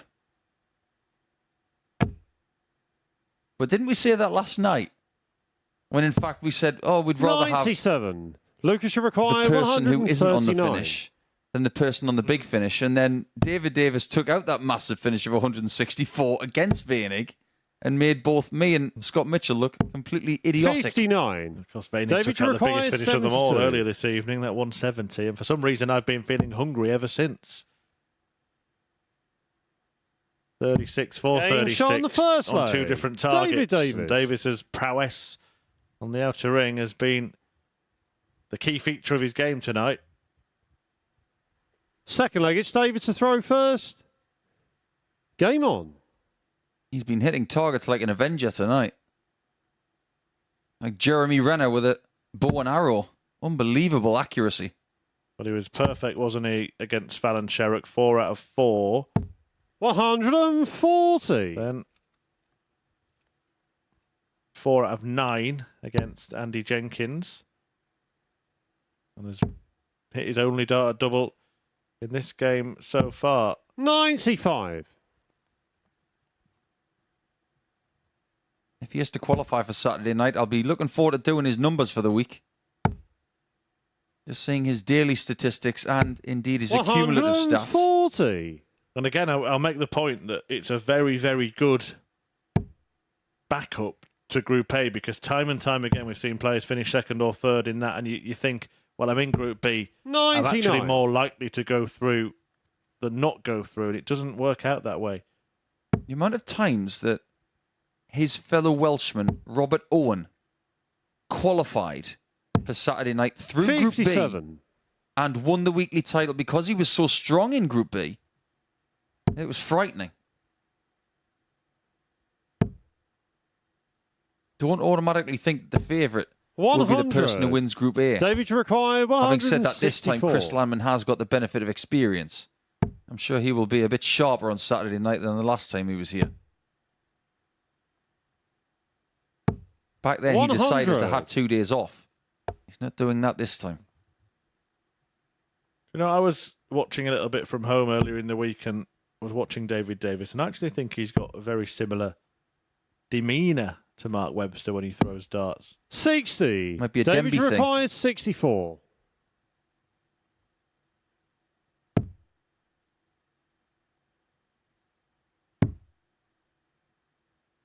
Double 16. Game shot And on he the doesn't second miss leg. again. David Davis. I'm going to start thinking he's a hawk. Because he is seeing every Third leg, it's target and he's Lucas to getting his throw claws first. into Game everything. on. He has stopped Koenig from getting a shot at a double so far in this match. And as it stands, this is an awful result 28. for Andy Jenkins. Well, it takes one of the horses out of the race, doesn't it? As far as Jenkins is concerned, because Davis will qualify 98. with victory, and it means that only Fallon Sherrick can be caught. But the fact that he doesn't play her until the last game means that it's completely out of his hands. It's multiple scenarios now. He's got to beat Burgoyne. Sherrick has to lose to Veinig. 57. And then he'd need to beat Sherrick with leg difference not even coming into play yet. Are we seeing a little bit of what Abby suggested come into play here? The fact that Veinig's already through and has maybe just 81. lost a little bit of mental engagement. Yeah, I think that might be the case. I'm talking about a player who has got marathon credentials when it comes to playing group stage stuff. I'm always careful how I put that, because obviously every player, every time they go to the hockey, is trying to hit a 180 and trying to win every match, but it must be difficult to remain focused once the job is done, or indeed once you're out of the race. What's really odd, it's the feeling that when you are safe in a group 99. scenario like this, you don't have any power over keeping the adrenaline up. It's almost as if it's an unconscious thing, and it has such a feed-on effect to your limbs and to the way that you think and your focus. It feels hazy. 41. I think what can happen then, I think we might be seeing it in that visit from Veinig, is suddenly you start to think, right, why am I playing not as well? And you maybe start trying a little bit too hard. Correct. 63. It could well be the downfall of Andy Jenkins tonight if he tries too hard against Pete Burgoyne. He's got to let the game flow. This is better. Perfect start, perfect dart. Needs a bedfellow to leave a finish and gets one. 140. David, you require 160. He's not going to add that one to his collection. 83. It's a bad last start. Lucas, you require 150. Just loses the line. Even if he gets a single 20 there, the shot is so much easier. Stay or go? I think stay was the play. 134. David, you require 77. 19s for starters. And now, double 10. Quizzical look at that one. Double 5. 67. He couldn't hit the double that Mark Lucas, Webster hit to requires win his world 60. title, double 10. Yeah, and I think he just couldn't believe that he missed the double the way he's been throwing at them this evening. Didn't just miss it. He missed it by a similar margin to that one. Game So shot that's on the third rectified line. by Veinig Lucas Veinig. to halve the deficit in the game. Now, the one visit that really got Fourth leg, it's Veinig back David into to throw that leg, first. Game it was on. putting the pressure on David's shot. That 134 after the 140 was a beautiful approach. 140. You don't see that many people using pear-shaped flights these days. Everybody's going for these molded, standard-shaped flights these days, aren't they? I think kite-shaped flights are starting to make a bit of a comeback. 59. Likes of Connor Scott and Johnny Clayton using the kites these days, but the pairs, they used to be very popular back in the 80s and 90s, but 80. maybe one of the reasons why they're not so popular these days is because they travel so quickly. Now remember, in the 80s and 90s when there were 3 shapes: 134. standard, pair, and kite. That's all you could find. And over the last few years, we've got new shapes and different variations as well now. 140. May start on the 18s.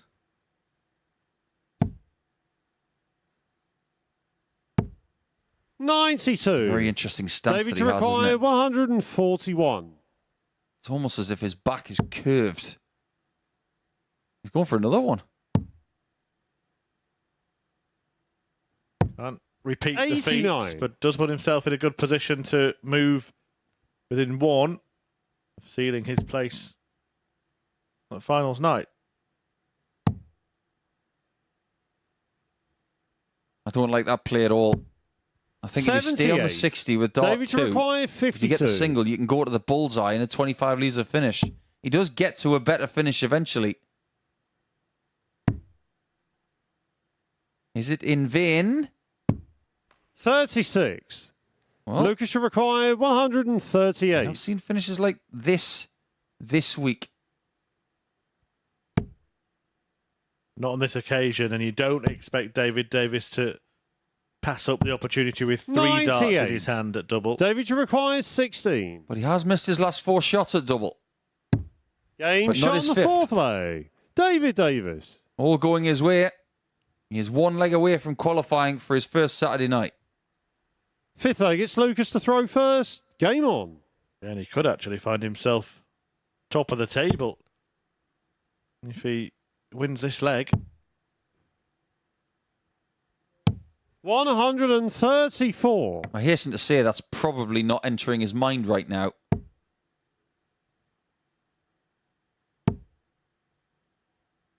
If we were to cut Wales into 100. 3 different sections, you had North, Mid and South. You could talk about North Walian dart players, Mid Walian dart players and South Walian dart players. 133. David is from the north, of course, which is where Mark Webster's from, and Martin Phillips. 83. Predominant amount of world-class dart players have come from South Wales.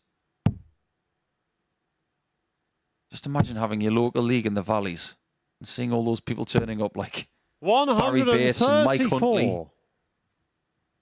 Johnny Clayton, Gerwin Price. My word. One player we had here recently, a very, very good Welsh darter, Alex Small. Liam 100. Meek as well. He Lucas should actually stopped require Fallon Sherrick, didn't he, 100. at finals night. She needed to get 2 legs. He only let her get 1 in the last group game. Sherrick back in action in a couple 57. of games' time against Lucas Vainig.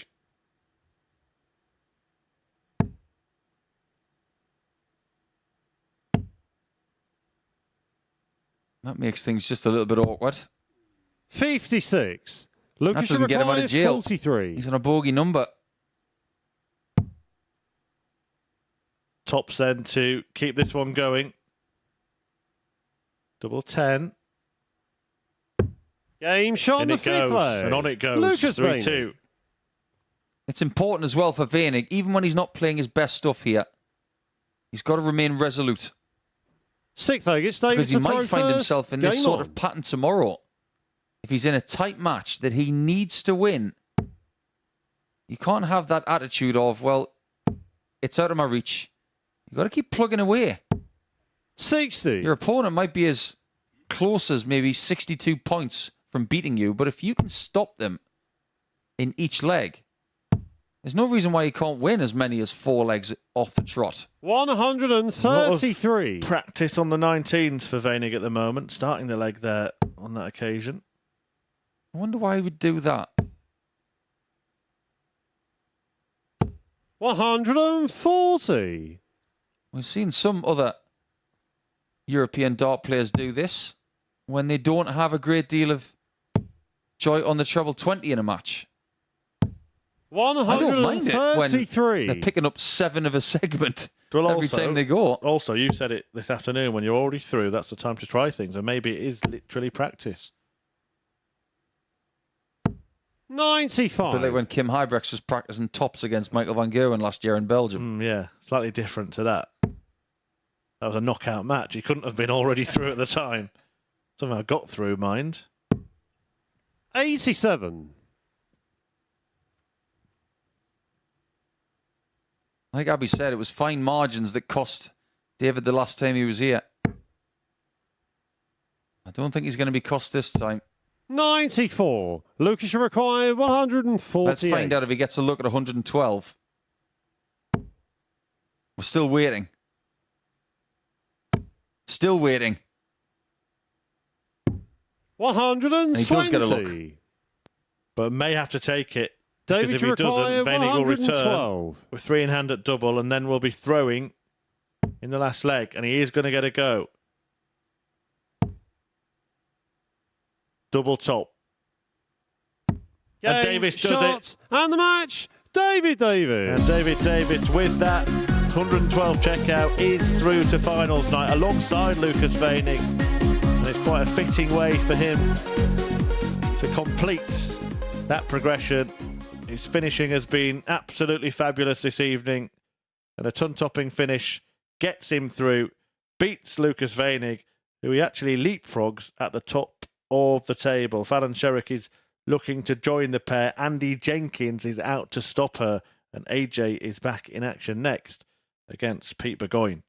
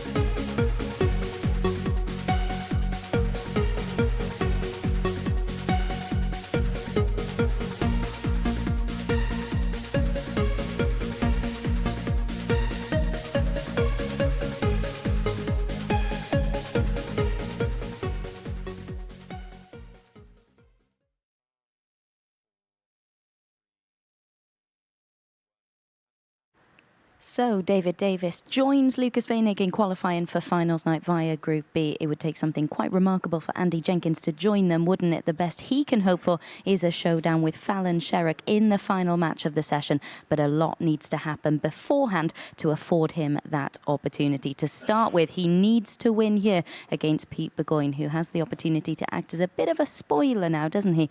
Can Jenks keep his faint hopes alive then? Let's get back to comms to find out. It was a great opportunity for Andy Pete tonight. to throw first. Game on. He still has a chance.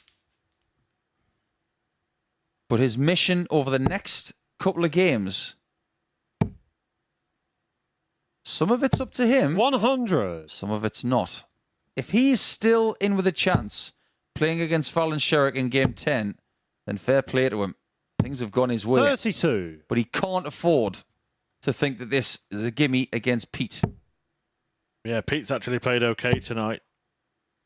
Averaged more than 90. Actually averaged 100. more than Lucas Weinig in defeat to the German in his opener. And then, well, there wasn't much he could do with that blitz of brilliance at the start of the match. 55.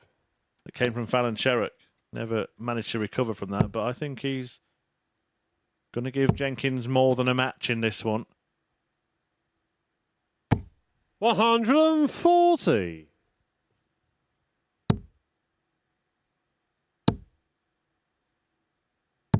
137. Pete, you require 161.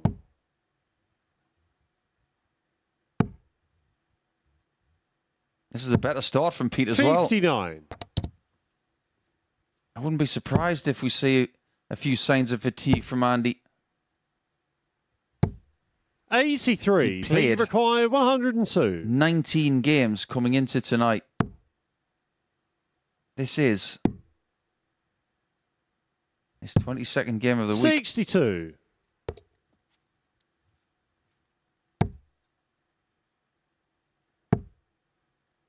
But of course, if he does lose this game, it means that everything 65. would be Pete, you require 40. sorted. Fallon Sherrick would be the third player through with 3 games left to play in the group. And Pete Burgoyne has dented Jenkins' chances even further. A look to the heavens Second here leg, from it's Andy Andy to throw Jenkins. first. Game on. You might need that kind of help from now.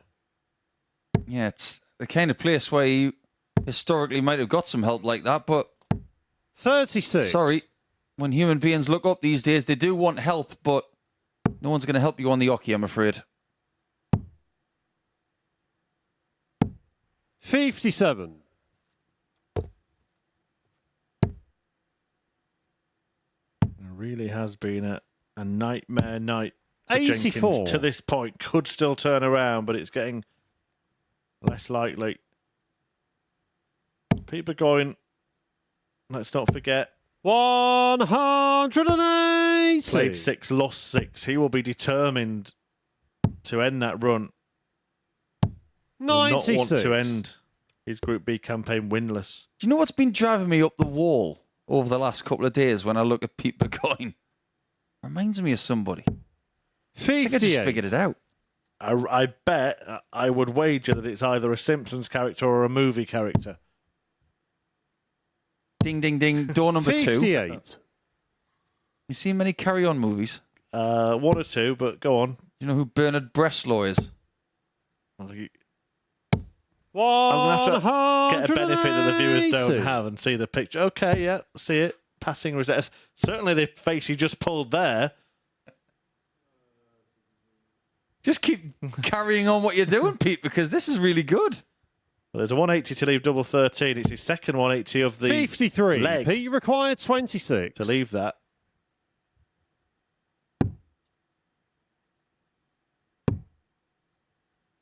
Don't be scared of it. No Well, I don't score. think he was with the last couple of attempts anyway. Well, double 13 is a bit perilous, being an odd number double. The best thing you can do here, Andy, is just leave yourself handily placed, just in case he does have a bit more trouble on it. 94. That'll do. Pete, you require 26. So, another go.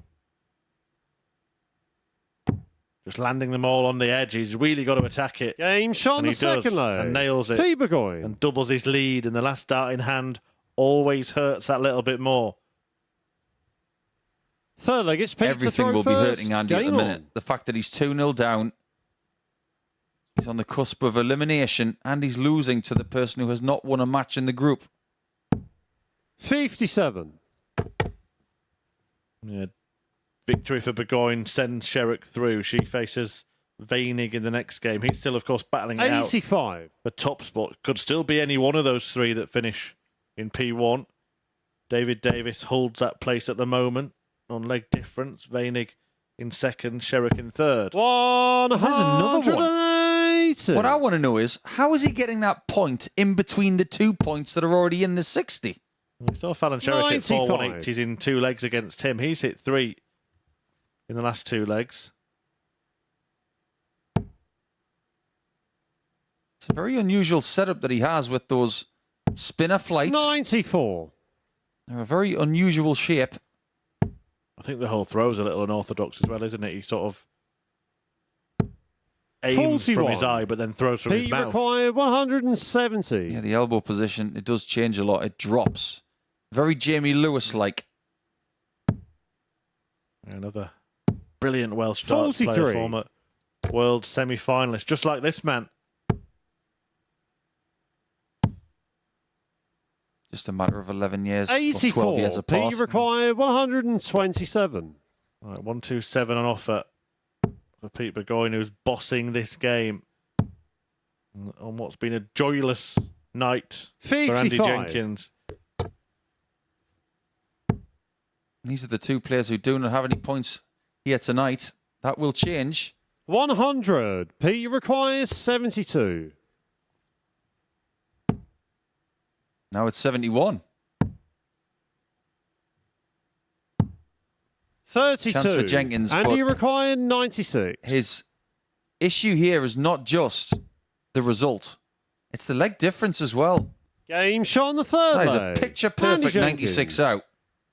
Hasten to say that if he's going to stand a chance, he's on -3. Fourth leg, it's Andy Sherrick to is throw on first. +4. Game on. He could really use winning the next 3 legs straight. And any sort of damage that Lucas can do 32. to Fallon Sherrick in the next game would be very welcomed if he gets the result he wants. There'll still be the opportunity to turn 60. it around, but he'd need a seismic victory, wouldn't he, if he wins small and she loses small. 86. What do you think Andy's biggest achievement is in his career?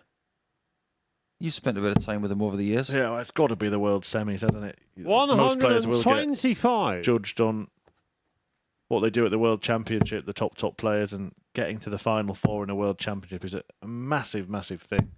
59. If he could erase one thing from his career, what do you think it would be? The Mark Dudbridge situation at the Grand Prix? Because it comes out every year. Yeah. I think when that happened, it was sort of 140. pre the age of social media, wasn't it? He didn't know that it was going to get regurgitated every time the Grand Prix came around. But yeah, Andy Jenkins, in a 99. double start, sudden death, racing off into the distance, and then Dudbridge somehow coming back to win the leg. That is a 100. bit of a video nasty for Jenkins. This could be turning into a game nasty. Right now, I think he raised 65. this evening and start it again. Pete requires 76.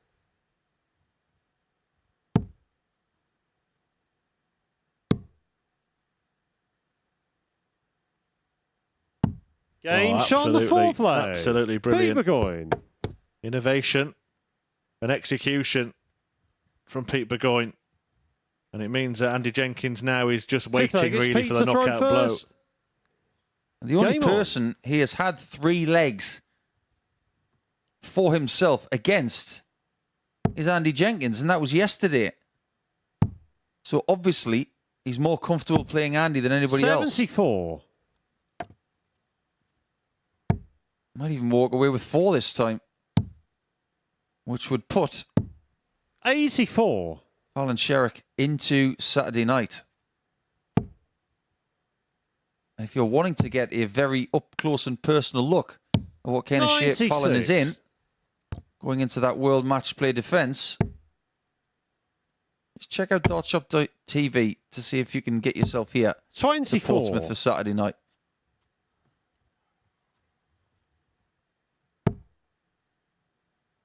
A bit of a stature-filled evening, isn't it, when you consider the 134. The fact that Jelle Klassen is a world champion, that Chris Landman is one of the best players off the Pro Tour at the moment. 100. In fact, so good off the Pro Tour that he's reached a final on the Pro Tour. Adam Sherrick, of course, needs little or no introduction.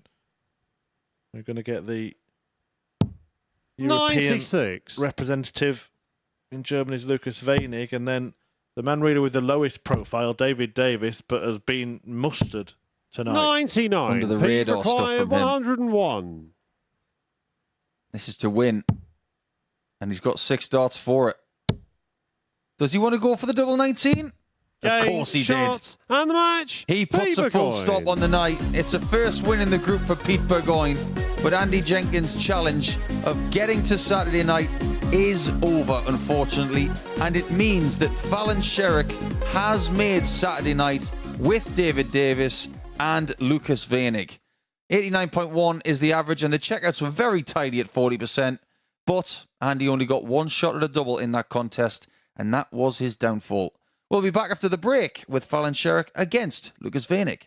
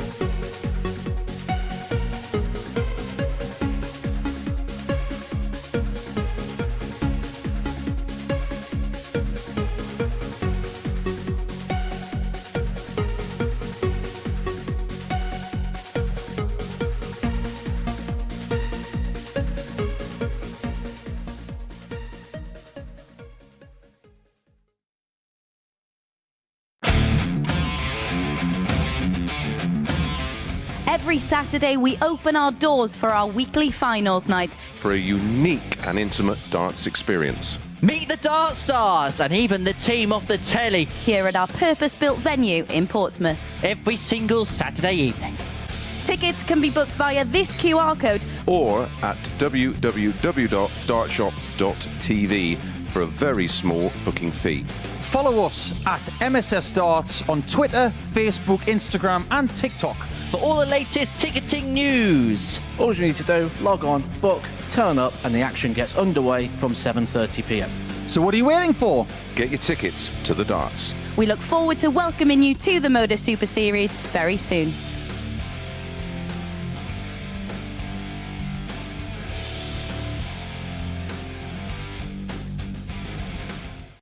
Fallon Sherrick and Lucas Weinig in action next. Both players already through to finals night, of course, along with David Davis, who currently sits top. Weinig came through in a decider when these two met yesterday. Our focus now is on who finishes where in the top three. Sherrick could leapfrog Weinig and move into second, and Weinig himself has the opportunity to replace Davis at the top of the table with a win here. To see which way this one plays out then, let's get back to Paul and Chris. Thank you very much, Abby. Maybe the pressure is off now. And we did see a little bit of that for Lucas Weinig when he was defeated by David Davis in Game 6. But now, Sherrick can First relax. leg, it's Fallon to throw first. Game on. 2 games to go. She has Weinig and Jenkins left. And a total in this group that she could amass of 12 points. 57.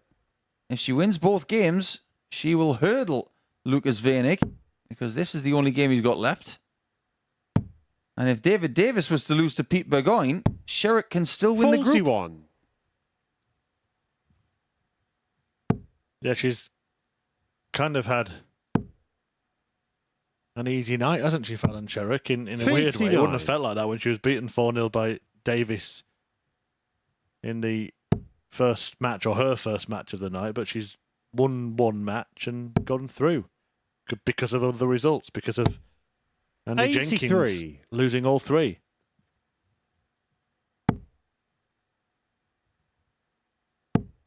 You could say she did a lot of the legwork yesterday. 59. It can't be ignored, the fact that the results have gone her way tonight. Very much not in the direction of Rocky from Portsmouth. This is a very 60. similar situation to what we had this afternoon. With 2 rounds to go, we already had our competitors through Group C. 140. Now they're playing for position. And in the end, it was Jelle Klaassen up against Cam Crabtree to see who won the group. And it turned out to be the former world champion who won that group in the end. 83. Can these games be a case of sending messages to people in the lead up to Saturday? 56. Because in every likelihood, Sherrick could play Weinig. Weinig could play against David Davis. And that's something we will talk about going into those 64. prospective matches. Fallon, you require 130. Well, we'll talk maybe more about Fallon Sherrick, because we've got an opportunity to do so now that the games are, well, not dead rubbers for the reasons that you've just explained, 58. Paul. Lucas, you Well, require in fact, who qualifies 170. from the group. I'll hold that thought for a moment, because he's already done this tonight. And he's after it again. Not going to get it, though. 98. Yeah, you say about sending Fallon, you out require messages. 72. It's not just about tomorrow for Fallon, is it? It's about next week as well. Correct. Got to remain sharp.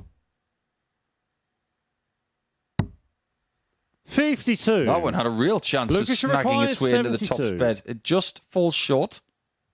Different route for Weinig. And by going this route, well, I was going to say leave tops clear, but now he's not going for tops. He's going for double 12 instead. Game shot on the first to leg. lead. Lucas Weinig. I think Fallon Sherrick sees the funny side. She's standing at the Second edge of the leg, it's stage Lucas as if to throw say, first. oh, you're Game going on. to take that, are you? Yeah, is that kind of where an apology could come into play in No. darts? It's a little bit like when you 67. fluke it in snooker. Nope. Not at all. You just don't agree with apologies at all. No, I really don't. I'm just harsh like that. I've never apologised for winning a leg, and I never will. 100. I don't know if that says something about me, but don't apologise for doing your job. Now, in snooker, it's different. You might go for a shot and miss it by a mile, but then all of a sudden it goes in a different pocket. 140. Now, I know that Lucas didn't mean to hit double 16 to leave double 12, but don't apologise for the aspect of you still wanted to hit double 12. All right, let me give you another 42. scenario. You've got you're on a 160 checkout.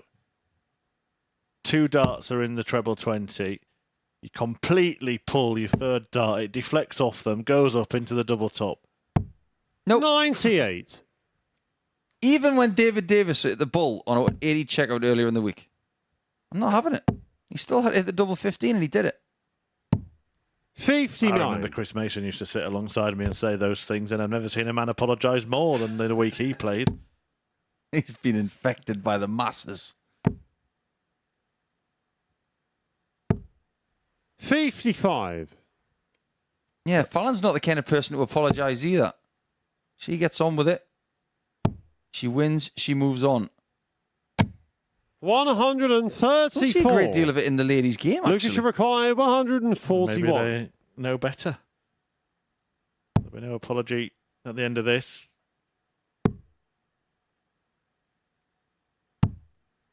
63. 134 is the magic number here. In some cases, that's a bad dart from Fallon. It was 134 that left that Lucas should require finish 78. as well. Fallon Sherrock.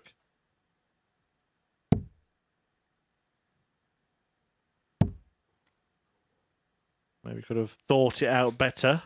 Just how many missed singles have we 38. had Fallon, you require throughout 70. the day? Too many. Double 16. And that's shot on the better second because leg. that one, Fallon Sherrock. that double, has not been cooperating over the last couple of days in the way that she would like. Third leg, it's Fallon to throw And first. that is something Game on. that she can massage over the next couple of games she plays. If she can leave that 32 bed and take it quickly, 97. she can start to build confidence on it again. Well, Fallon breaks back. Remember what Paul was saying earlier on. There is still 140. a scenario where she could top the group depending on what happens between Davis and Burgoyne in the next game. 140. And if she did that, it would be back-to-back Group Bs for her. In fact, I think it'll be back-to-back-to-back. 57. The last 3 visits to Group B would be successful in getting the gold medal if there was one. Already successful with a hat-trick of qualifications. 140. Can she do the business on finals night? The position for those 3 players, these 2 and David Davis, will decide which groups they go into. Second place will join 100. Cam Fallon, you Crabtree and require Chris Landman in Group 1. 124. First and third will play with Jelle Klassen in Group 2. Fascinating. 84.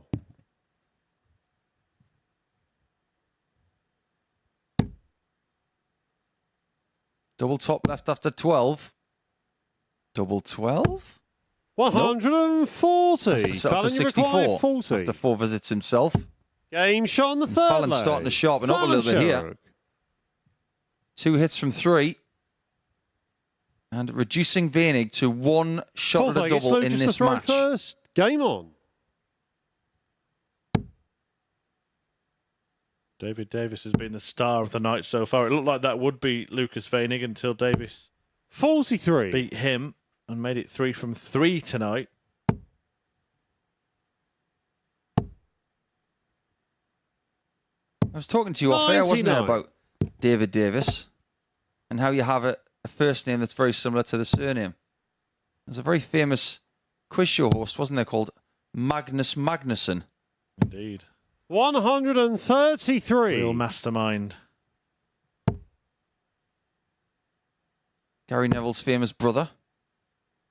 Or was it his dad? Neville. 59. His father, yeah.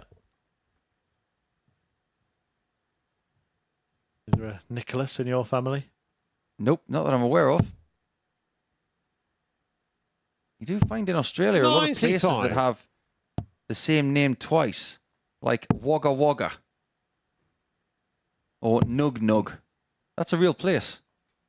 Suppose I could have been called Murphy Murphy. 134. Should have called you Mervyn. You would have liked that, wouldn't you? A bit of Mervyn Murphy.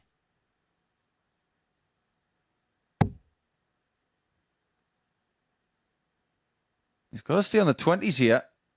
Because he wants to leave another 60. big fish finish. You reckon he'll take it out again? I'm going to go no this time. But if he does, 177. Sherrick will be Lucas left require empty. 170. Nicholson said no. And he was right. 100. I was nervous. Fallon, you require So was she. 32. But double 16 again. Double 8. 16. Just little problems in that Lucas, you corner require that 70. need to be ironed out. That made it difficult. Koenig will get one dart at double. Sherrick still bemoaning that 38. miss, but she will return. Fallon, you with 3 require clear 16. at double 8. She's already hit it once in this leg. Game Hits it shot again on the fourth for leg. 3-1. Fallon Sherrick.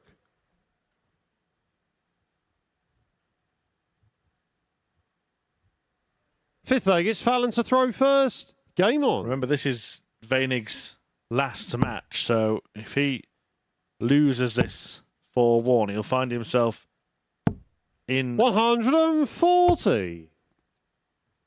third place, but it's not certain he'll finish there, of course, because 2 players above him could still lose leg difference as the night goes on. 100. I do believe that Fallon's found a little bit more consistency tonight without any degree of explosiveness game-wide. She did play really well at the start of the 96. game with Pete Burgoyne in Game 5. But if you look at her averages tonight, 87.95, 89.74. 54. Just get the feeling that the consistency is starting to come. This one is an average of 90 exactly before this visit. 58. Is this the kind of range that is going to worry Lisa Ashton in round 1 of the match play? Or is she going to need more than this? I mean, very possibly. I think it depends on what Lisa Ashton does as well, 83. of course. She didn't really perform in Blackpool last year, but she has just completed a weekend where she had a clean sweep of ADC titles, didn't she, Lisa Ashton? Indeed. 121. To play in the first round, the quarterfinals, as it will be in that tournament. Don't underestimate the fact that Lisa's going to have the Lancashire Massive with her. 140. It will be an away game for Fallon. Fallon, you require 86.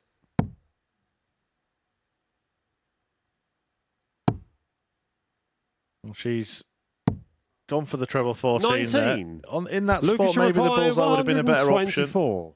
1-2-4 for Koenig. Isn't going to go, and Fallon could have left herself much more handily placed. It's all getting a bit scrappy now.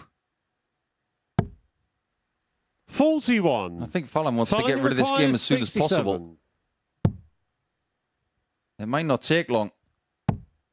Double 16 again. Game, And it's in. shot, and the And match. Fallon Sherrick completes Sherrick. a real thrashing of Lucas Koenig, who falls to third in the table. Fallon Sherrick sits between him and David Davis at the top. A 4-1 win for Sherrick, who is heading to finals night with Koenig. We won't see him again until tomorrow, but we'll see Fallon again in the final game. Before that, Davis takes on Burgoyne.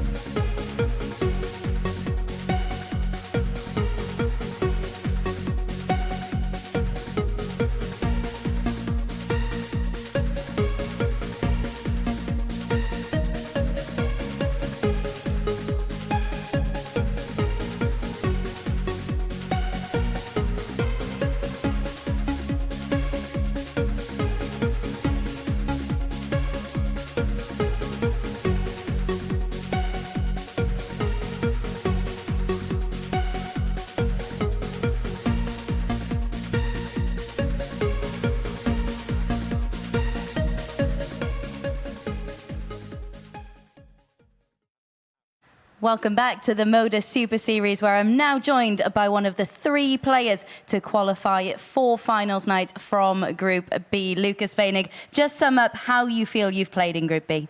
Yes, Group B was fantastic. It was a really tough group, and I'm really glad to come to the finals night again. And yes, I'm glad to stay here. And you knew that you were through to finals night halfway through your games tonight. Is it quite difficult then to keep up the same level of urgency? I heard from you, and that was maybe a problem for me.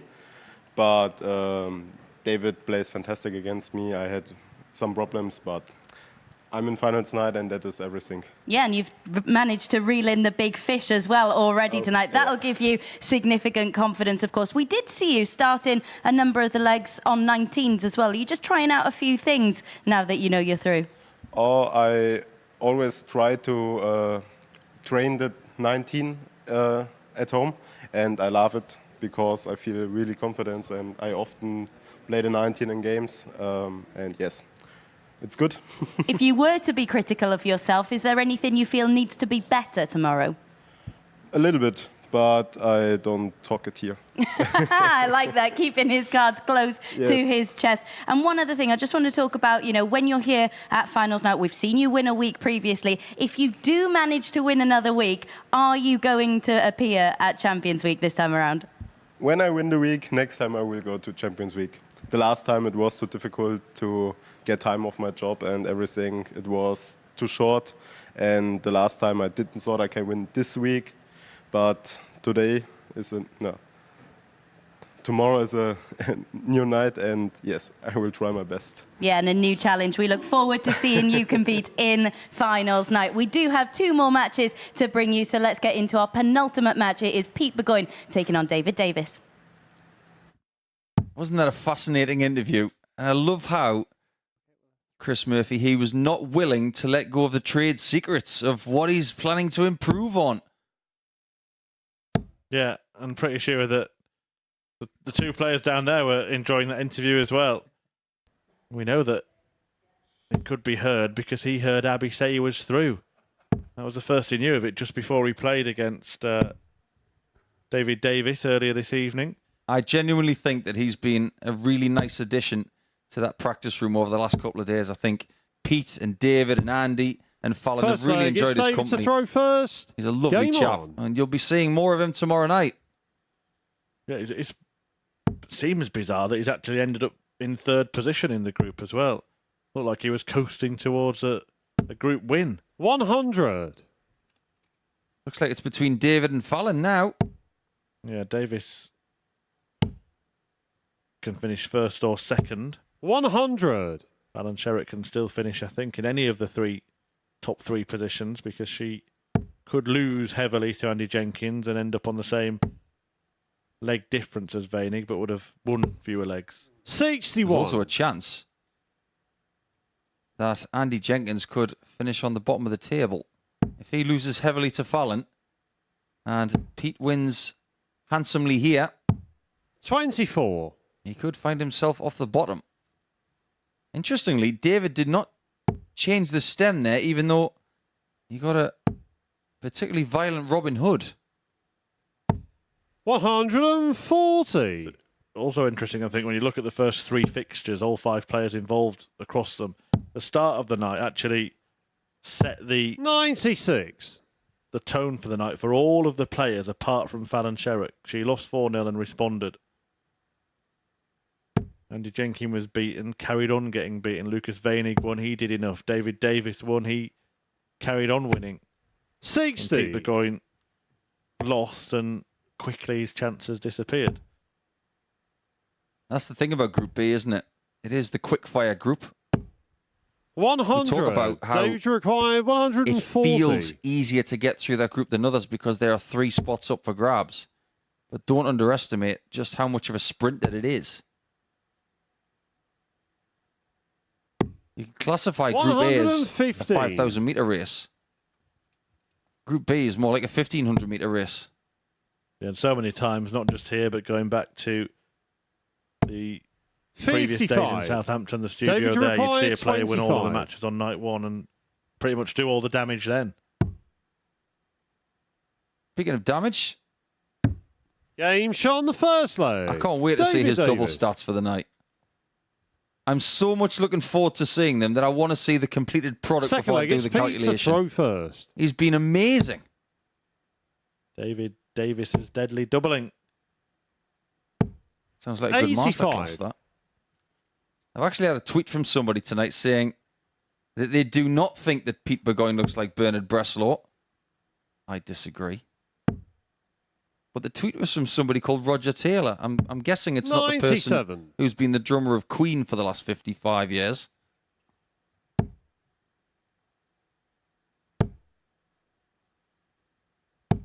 $140. Did have a message from Alex Small as well earlier on. He's actually recently qualified for the Champion of Champions again, having won the title, of course. When you told me that, I was amazed to hear 100. that he didn't get an automatic invite into the tournament as the defending champion. You've got to work hard for that one, and you mentioned sprint races. Well, that 43. really is. That's like a 60-metre dash, that one.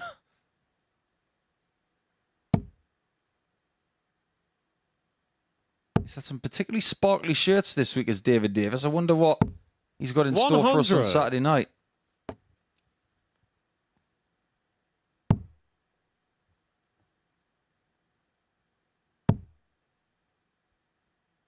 Let's see how far 63. you moved across to try and hunt down that treble.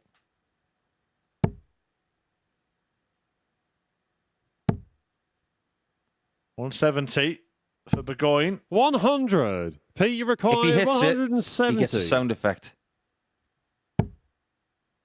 What a shame. We all knew what would have been coming, 58. David, you require 104. but he knows what's probably coming here because this man has been divine on doubles and he's going to get a go at one. It's going to be double top again. Pete can't look. Game And he shot was on right the not second to. leg. David Davis. Honestly, what a showing of doubles class we have seen from this guy tonight. Do not underestimate his chances of winning this week if he's going Third to leg, finish it's in this David manner. to throw first. Game on.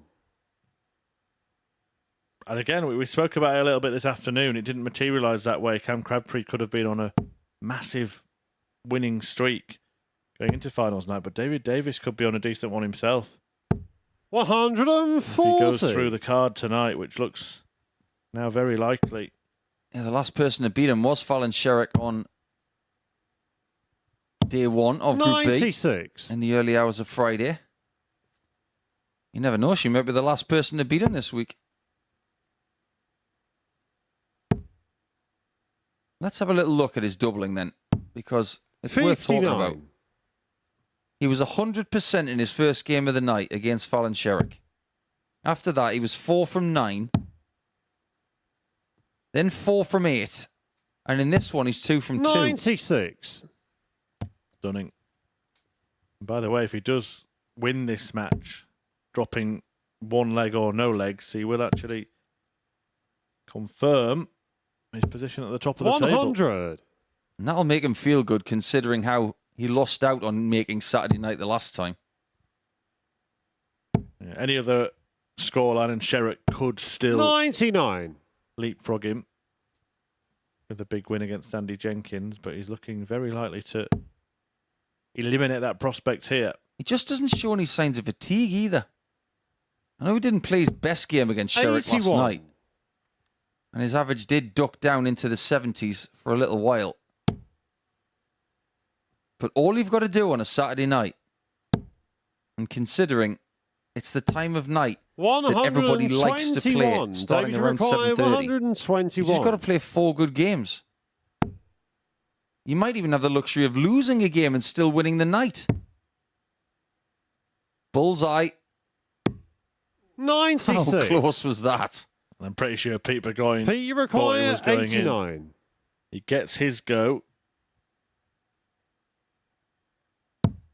And this could end at the bullseye too. But he Game shot on nails the it. third leg. Dead centre Pete as well. Burgoyne. Brilliant bullseye by Burgoyne. A little look from David Davis. Say, oh, you can hit him as well. Fourth leg, it's Pete to throw first. Yeah, David's saying, on. I didn't get it, but you did. That really was a pretty bullseye, wasn't it?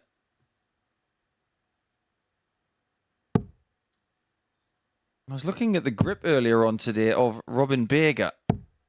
42. The grip of Pete Burgoyne is just as intricate. It's almost like you can't see the barrel of the dart in his grip. You can see a little bit of the point protruding from his hand. 55. And it's all stem and flight. Look at this.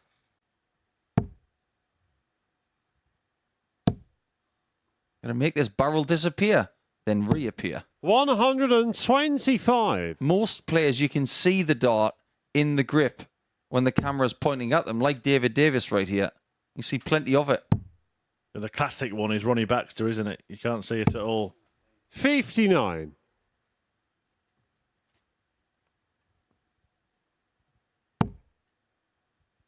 That's the ideal first start for him. He can attack the flight now.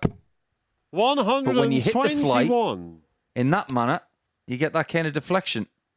And that's why it was such a expressive reaction, because he knew he'd thrown the dart pretty well. Do you get the feeling that if Burgoyne was given a full week, he would progress? Certainly showcased that he's got 139. the ability to do so. Maybe just given a bit more time to prepare.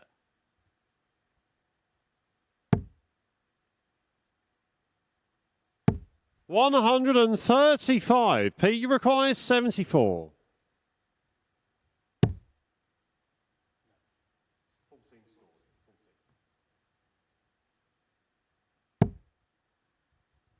Looking to get over the top and into tops.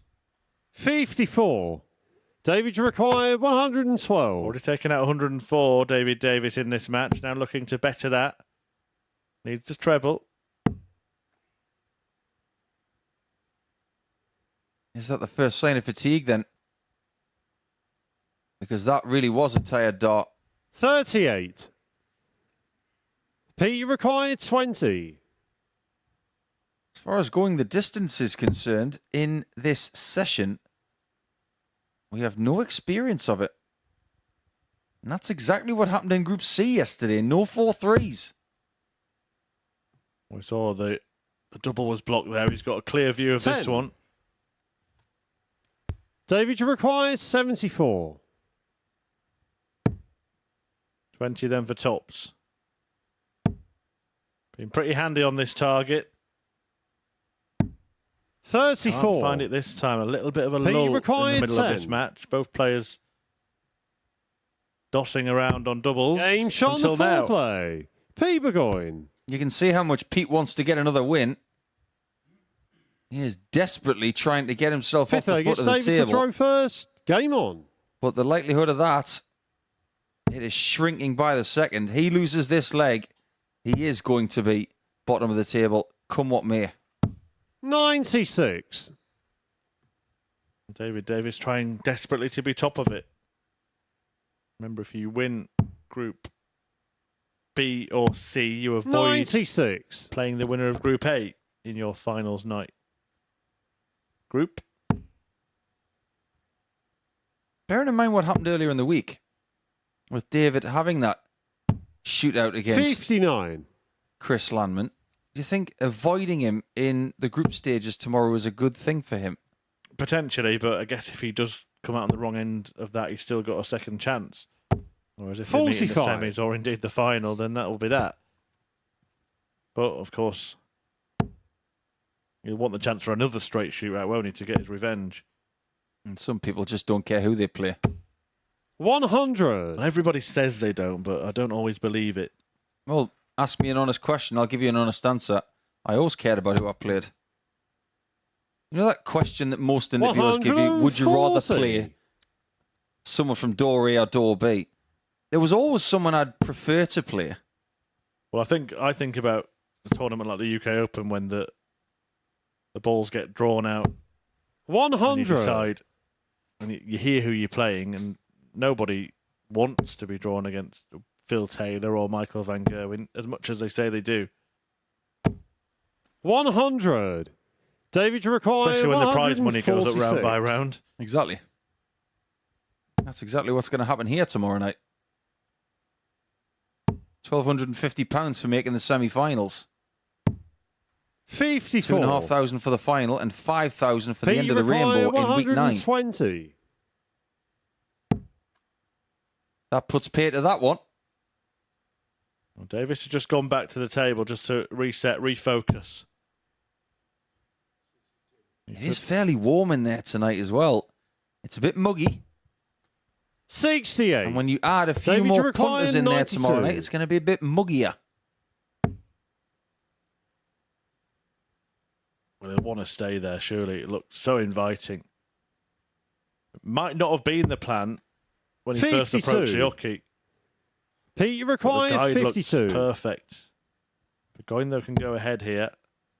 Double 16 will get him there. Game shot on the Nicely fifth done. lay. Pete Burgoyne. Somebody might be getting another win. And Sixth putting leg, Andy it's Pete Jenkins to on the throw block. first. Game Win on. this leg, it would mean that Jenkins would have to lose by 4 legs to 0 for them to be level on points and leg 100. difference.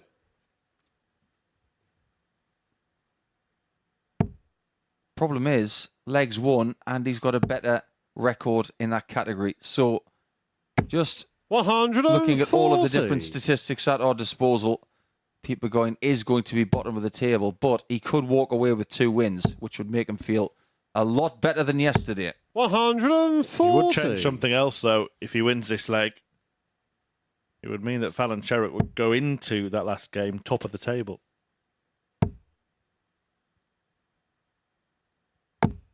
60. And simply winning against Andy would give her another Group B title. Peter's going for the throw now. 140. Wasn't finished his throw there. He was on the walk.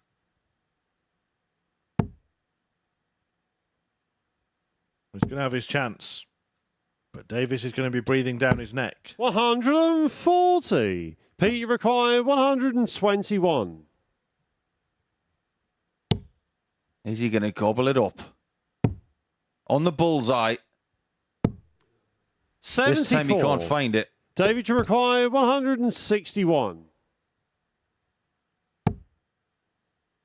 Surely not. Surely not. Surely not. 118. I think he was closer than Pete. Pete, you require That's about as 47. good a compliment as I can pay that dot. Well, he has been pretty good on double 16. That is one area that has been on point for Pete. Game, And he shot, nails it and the to match. defeat David Pete Davis. Burgoyne. In what was a bottom against top tie, Davis is marching through 2 finals night, but in what position we will find out. Good average from him, more than 90, but in the end it was Burgoyne who got the win. Davis currently sitting in second. That could change depending on the outcome of the final match. Fallon Sherrick taking on Andy Jenkins. If she wins, she will win the group.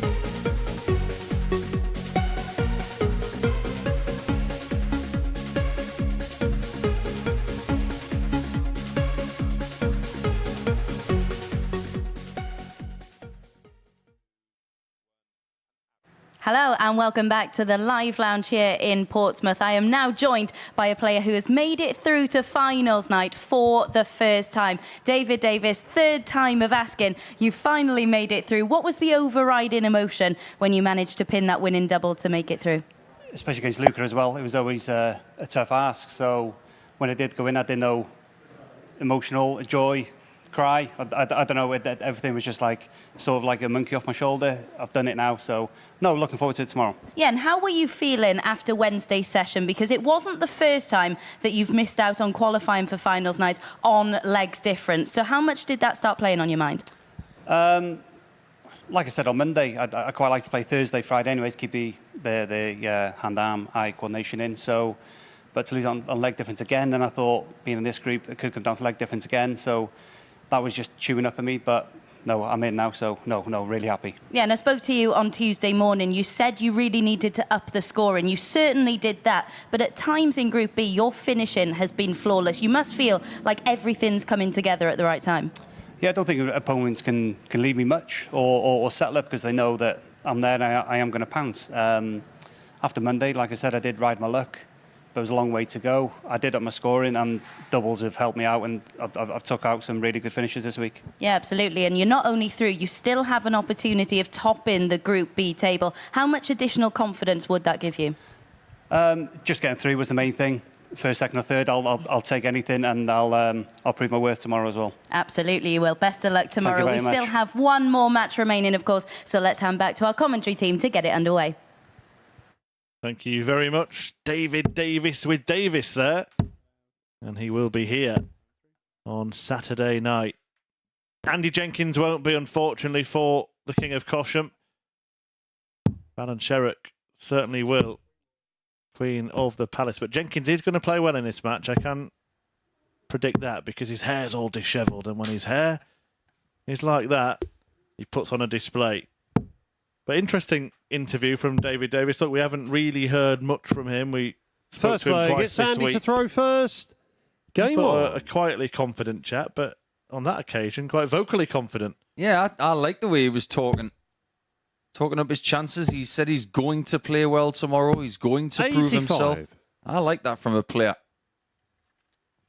And he's also looking at the dynamic of winning the group with a pinch of salt. He's not too fussed about it. 100. It's all about getting to Saturday night and doing what he needs to do there instead of concentrating on what is already guaranteed, his passage through. 45.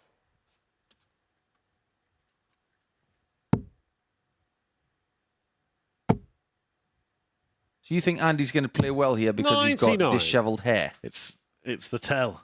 It's the Andy Jenkins tell. He should have messed it up earlier tonight, to be honest. But then he might not have messed the night up. 36. It is a disappointment that he's not going to be there, I've got to be honest, because if he was going to be here on a Saturday night, he would bring some sort of following. We could have had a kind of royal thing. If we let David Davis borrow another nickname for a night, we could have the King of Cosham, the Queen of the Palace, and the Prince of Wales. Look at it this week. 60. You're confusing me enough, Murph. We had David Davis speaking to Davis, and that would have been the third Prince of Wales in darts, considering Louis Williams and Richie Burnett have already got that nickname. 96. True. It actually reminds me of a trip I made back in 2001 45. Fallon, you to require Trentham Gardens in 110. Stoke. A bit of a haunt for darts back in the day. Used to hold some great 50. BDO tournaments there. And that was the first time I ever met Andy Jenkins. He made the final of the BDO Gold Cup, 100. but he lost in the final Fallon, to you Richie require Burnett, 60. the Prince of Wales. Tops for Sherrock to take Game the shot first on the leg, and first she leg. gets it. A Fallon breaker Sherrock. throw, and it's been a really disappointing night for Andy Jenkins, and he's just Second had the leg, it's manner of a Fallon to man throw that's first. looked Game beaten. on. Really since that first defeat to Veinig, but probably more crucially, a defeat to David Davis. 93. At the time, the pair were pretty much neck and neck. Yeah, things have changed since that game. We knew it was going to be important. It 59. just so happens that David, since that performance, really has kicked on. His night started with a 4-0 win against Fallon Sherrock as well. I mean, that take some doing. 83. I ever told you the story about when Andy and myself, Adrian Gray and Fallon went to the 45. Soft Tip World Cup in 2017? We were introduced to the stage as Team UK. I think Andy was introduced as Andrew 140. Jenkins, which is something that Dave Lanning used to do the early part of his career. He used to always say, "Here is Andrew Jenkins." I think 100. the only other person who calls him Andrew is his mum. But said Adrian Gray is the captain. Here comes myself. And the pronunciation of Fallon's name that day is something I'm never going to let her 137. forget. They called her Fallen She-Rock. It sounds like a superhero. 95. Fallon, you require 48. Double 16 will double her lead. 32. Yeah, those atmospheres in places like Hong Kong, they've got to be seen to be believed. I still can't comprehend 96. just how many people are in Fallon, that you room. require 16. We know how many people shot are going to be in this room leg. tomorrow night. Fallon Sherrock. There will be plenty. And I'm sure that Fallon will have her fans with her. It looks Third like leg, she's it's going to Andy go to throw through first. as a Game on. Group B winner for a third straight time. 12 points. The only player to get to 95. that margin if she does win 2 more legs in this one. Andy Jenkins not really at the races. Again, we 100. sort of said it before in different ways. Lucas Veinig was asked a question by Abby. It's difficult to maintain focus once you know you're through. It must be even harder once you know you're out. 36. It is. One time I played in Group B, it was actually Andy that I played last. And I played ignorant. I didn't know if I needed to do something in the last game just to squeeze through. 140. Just so happened there was a scenario that I could have got through, but Andy defeated me in the last game. 140. There was a real purpose behind those 3 darts.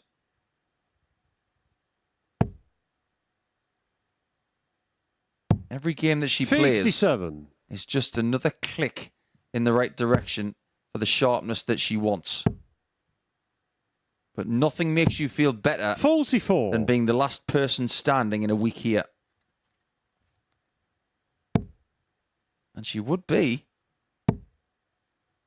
the first female player 140. to win a weekly title under this roof. She did get one in Southampton, beating a certain Wayne Warren in a final.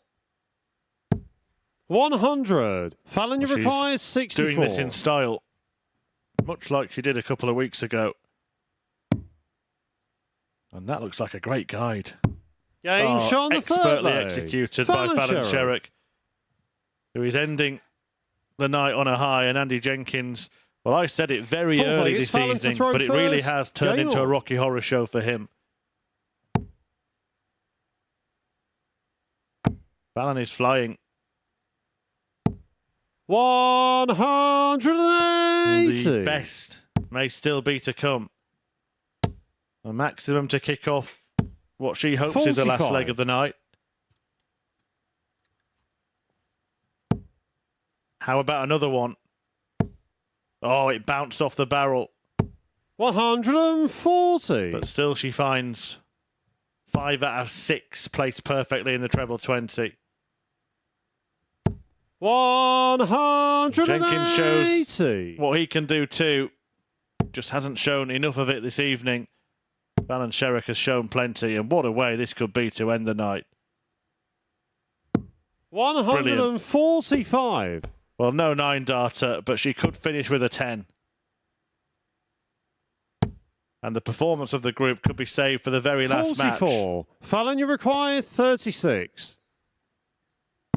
It's Game, fabulous shots, and from the Fallon match. Sherrock, Fallon Sherrock. who seals a 4-0 win with a 10-darter to defeat Andy Jenkins.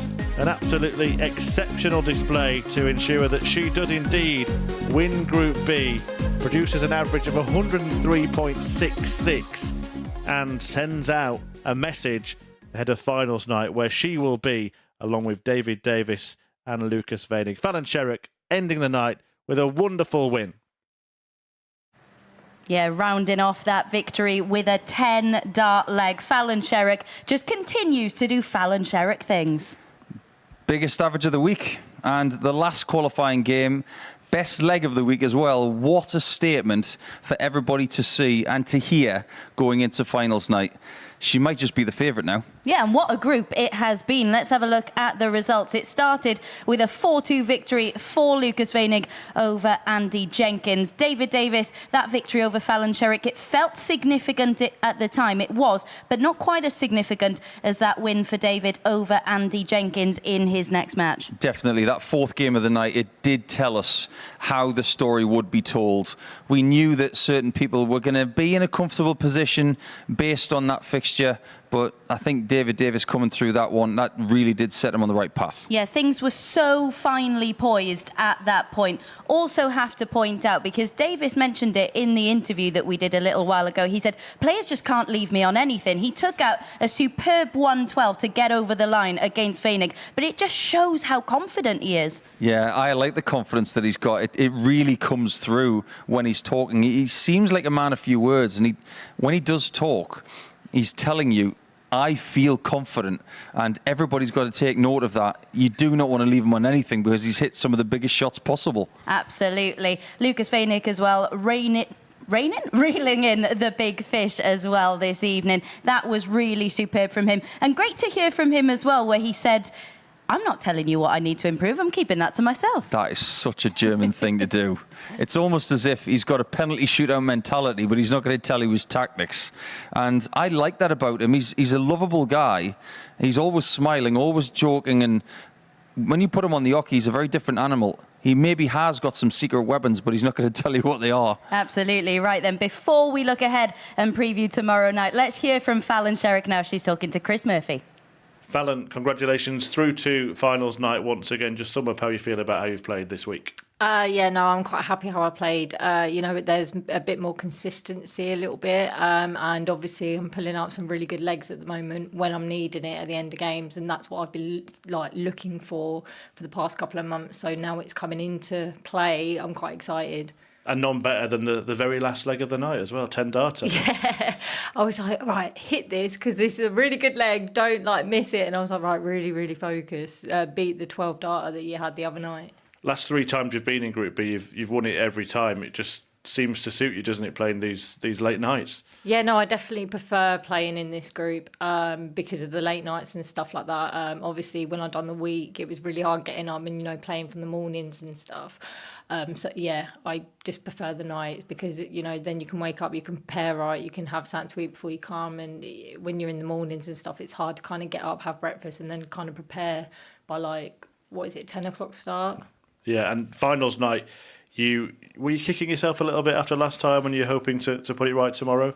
Yeah, no, I was a little bit because I felt like I was overthinking because I felt like I played well. The averages, I was happy with the averages, but then when it come to the crucial bits, I just weren't closing the games out. So obviously I've come away from it, come back, and I was like, right, okay, next time you come to finals night, hopefully, I've made it through now. If I need one leg and stuff, where I've put the work in now, hopefully I can get that one leg and get further and, maybe try and get further than I have. Well, we'll hope you do, and we'll see you tomorrow. Well done. Thank you. Fantastic from Fallon yet again. And one thing that you notice when you have a little look and you listen to Fallon speaking, she just seems so comfortable with every aspect of the game and the media side of it as well at the moment. And why wouldn't she be? She's been doing it for 4 or 5 years, probably more than any other lady as well. And she's been thrust in front of the cameras, and she's getting a confidence with everything. And when you have the ability to play darts on a Friday night very late, like she's been doing tonight, and outgunning everybody else this week with the best statistics in a game and getting the best leg, everyone's got to take notice. She has always had a level of stability when it comes to pressure. But when she's got that explosiveness going in there, everyone's got to watch out. And it really is turning out to be the perfect preparation for the defence of her match play title. Let's see confirmation then of the Group B table. Fallon Sherrock finishing top on 12 points. David Davis relieved to be through to finals night at the third time of asking. Lucas Weinig will also be there. Andy Jenkins and Pete Burgoyne both ending their campaign on 4 points and a -10 leg difference. Now we're going to turn our attention to tomorrow and have a little look at the groups for Saturday's finals night. In Group 1, we've got Chris Landman, Cam Crabtree and David Davis. Group 2, Jelle Klaassen, Fallon Sherrock and Lucas Weinig. Group 2 is going to be quite speedy, isn't it? Which one would you like to be in if you were playing? I think I'll stay in the commentary box, quite frankly. That Klaassen, Sherrock, Weinig group is absolutely sickening. And Landman, Crabtree and Davis, I know that David is going to be the person maybe to try and temper the pace of that group, because Crabtree and Landman are quick. But just remember what he said. You leave him on anything, he's going to gobble it up. But that has got the ingredients of being a wonderful finals night for week 9. It really does. Who is your week 9 winner? Based on the way she's played tonight, I'm looking at other players and what they've done this week. There's been more consistency and explosiveness from Fallon than maybe anybody else. I think we might get a Sherrock versus Davis final. Yeah, Fallon Sherrock ending her Group B campaign with a 103.66 average and a 10 darter to round off the victory. It promises to be a thrilling finals night. Make sure you join us from 7:30 p.m. tomorrow.